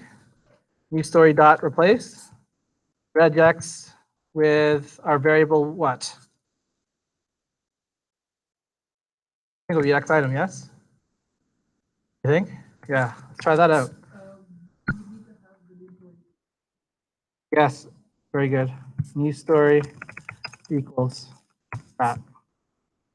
So let's see if this works out. Let me console log our new story to see where we're at. Yep. Oh, thank you. This one? This one? Oops.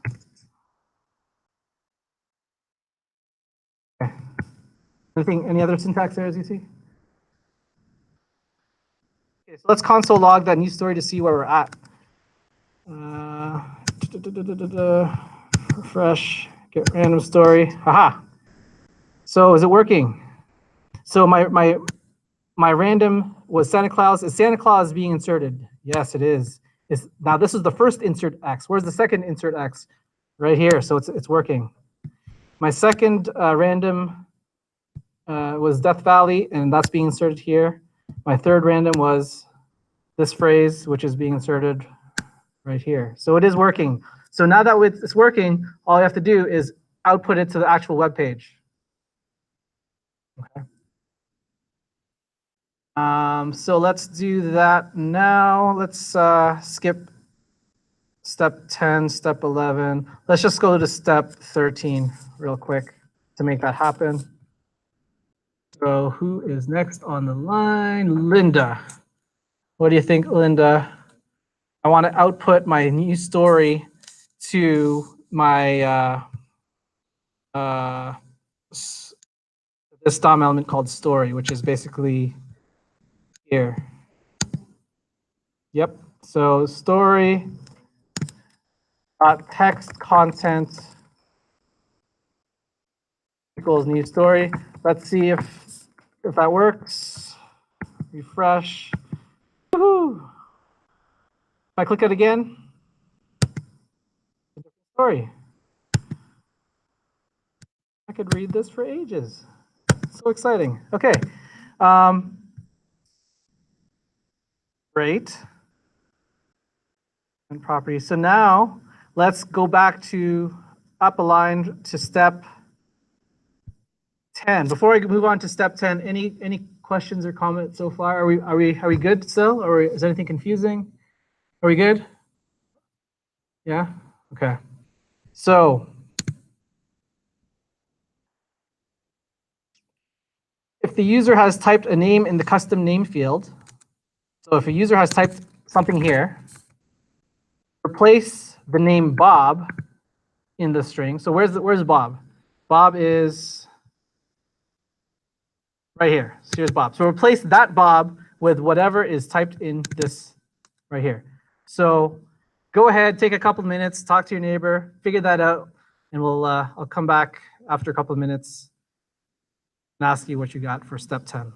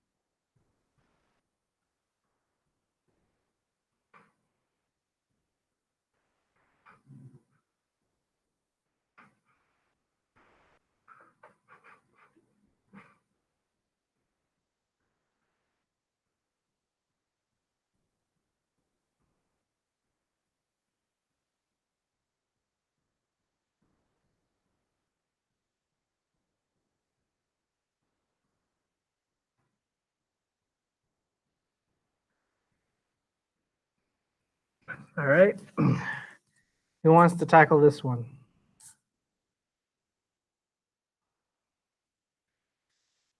Who wants to tackle that one? Back to Ace. What do you think, Ace? Yep, new story.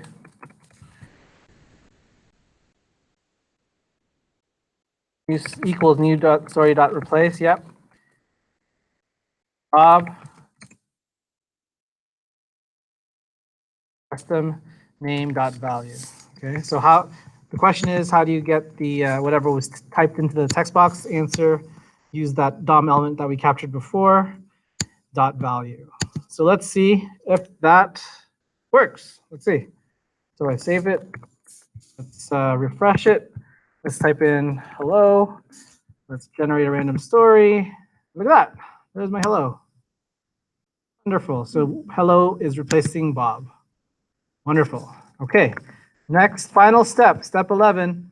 If the metric radio button has been checked, then let's convert the temperature and numbers to metric, basically. So step 11A, we're converting the 300 pounds into kilograms. Here's the formula for that.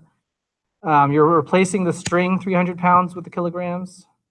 You're also replacing the Fahrenheit into Celsius. So take a few minutes to do step 11 and step 12, and we're done.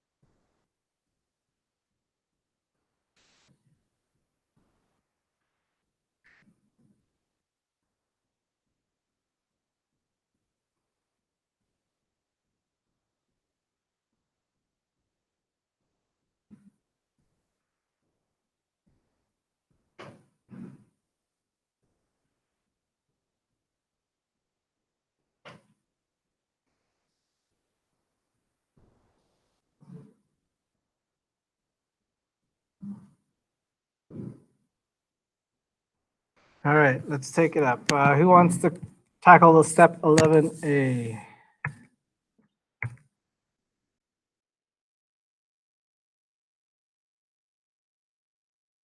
11A, anyone? What do you think, Tyler? Oh yeah, okay. All right, so it says here, create a variable called weight. So let's try that. Var weight equals, right? So let's convert this 300 to kilograms. So it gives me a formula here where 1 pound equals so many kilograms. So I guess I'll just do some hard values there, even though that's not really good, but 300 times 0.453592. There it is. Let's now use that value of weight in a string.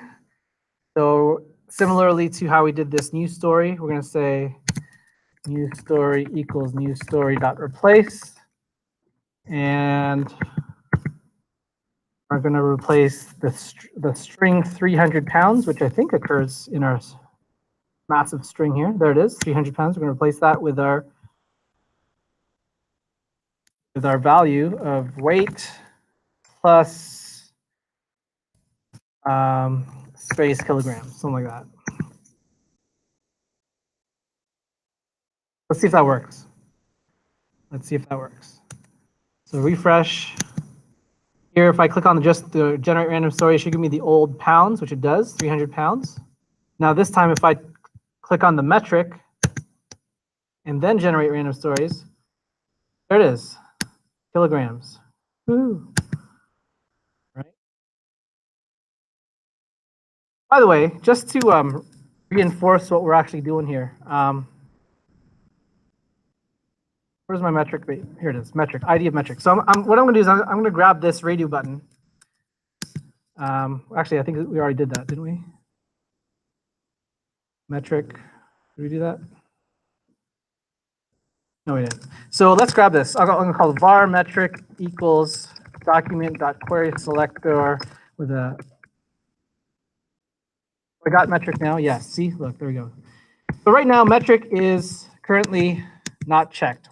So what happens if I say metric checked? It's false. So what if I assign it a value of true? Well, check it out. So if I say metric checked equals true, what happens if I press enter, keep your eye on this, enter, it now is selected. So that's what we're really doing in JavaScript. We're just coding the browser to make it do what we want, right? All right, so where are we here? So step 12A is the last thing we need to do. To create a variable called temp, so let's call it var temp equals, and I believe the it was, what was the string here? 94. So we'll just use the hard value of 94. So 94, and what's the formula again? To convert, oops, minus 32 times 5/9. So 94 minus 32, and we have to use bed mass times 5 divided by 9, save. So let's use that value of temp in our string. So let's just copy this one here, boop, move it down. And let's say 94. How did they spell it? Oh, shoot. Oh, it's in the comment. Yeah, thanks. Right here. There. And replace it with temp. Let's use the ES6 way. Forget the old way. How would I do it the ES6 way? Anthony, what do you think? Yeah. And then where's grams? Maybe like that. Oh yeah, yep. Thank you. Thank you. And then so let's check it out. Let's see. Refresh. Generate random story. Where's my temperature? 94 Fahrenheit. Let's try metric. Generate story. Oh, did I do wrong?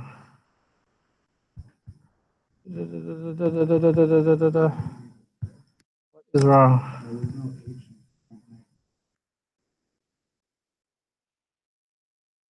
the string. Fahrenheit. This one, I want that.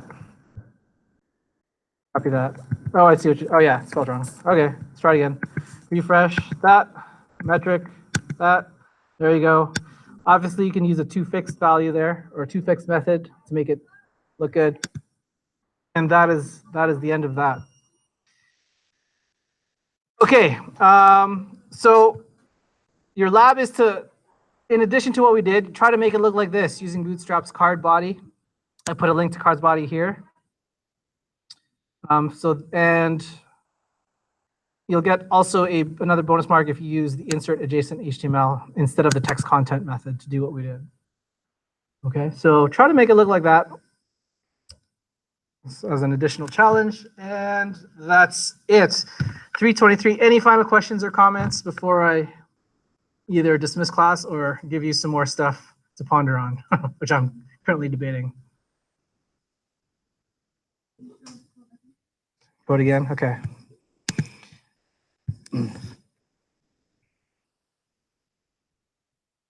So one of the questions, okay, I'm not going to dismiss class just yet. I'm gonna give you some more stuff. One of the questions I was asked by Akshay during the break is, what is the difference between let and const? Where is Akshay? Yeah, there we go. So I think I'm going to touch upon that right now. So all this time we've been using var. I'm going to strongly suggest you not ever use var again, but rather use either let or const, which is the new ES6 way. Okay, so what is the difference? The difference is this. So before we had var price, just by declaring var price, it stuck itself in the window, right? The window object. So if I go window, we already saw this. I have to scroll down so many things just to see the price. Oh, not this time. Where's the price? Oh, that's it.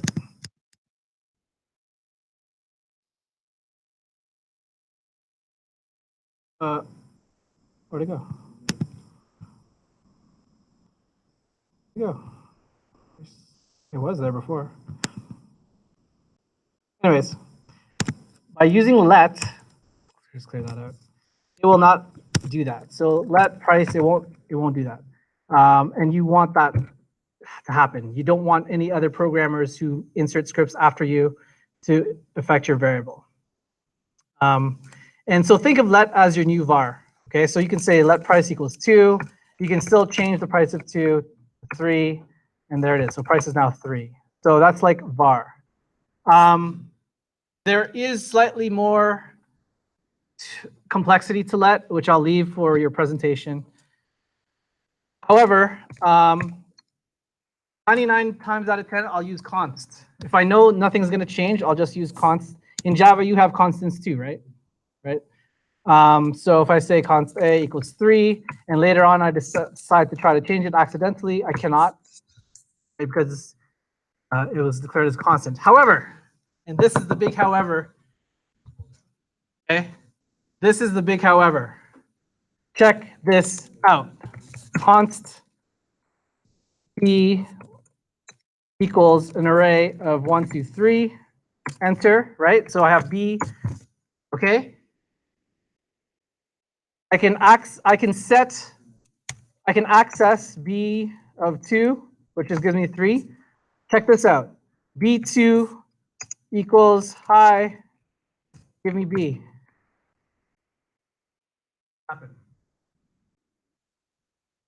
It put hi in the array. But you might be thinking, wait a minute, I thought it was a constant. Yeah, okay. So here's the big idea in JavaScript. Const only works with the primitive types of Boolean, number, string, but as soon as you hit an array, which is basically an object, it's working by reference. And I'm assuming all of you have learned from previous programming classes the difference between passing by value, passing by reference. Yes? No, yes? There's a difference. Okay, how about this? Have you learned something about pointers in Java or other classes? Pointers, the concept of pointers. No? So basically, what's happening is when you say var b or let b equals some array, array is now an object. What the const means when you say const b is you cannot change that object. Like for example, take Tyler. I can change Tyler dot age equals 32, but I can't change Tyler the object. Same thing here. So when you say const b equals some array, this array is an object and it cannot be changed, but you can still change the properties within that object, right? Same thing for an object, which is like this. If I were to say A true, B true, like that, I can't later say C equals some other object, like B equals high. I can't do that. It'll complain because it's a constant. But I can still say C dot A equals false. And now, see? So constant in JavaScript does not mean what you might think it naturally means. So when it comes to objects or like arrays or objects, it's passed by reference, not passed by value. That's one way of putting it. That was the only extra step I wanted to mention before I dismiss class. So try from now on to use let or const. But if you use var, that's okay too. Because it's an intro class, it's a JavaScript. Any questions or comments before I dismiss? So there is some extra time if you're, show what, the code? Oh, yeah. So for those who are still here who wants to use up the extra time, I would recommend doing the quiz and the after class exercise so you have no homework. But here is the code. Yeah, and I'll end the screencast unless there's any other questions. Let me just check my form to see if there's any questions.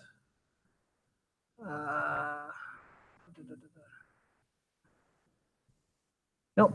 Okay, good. So let me end the screencast.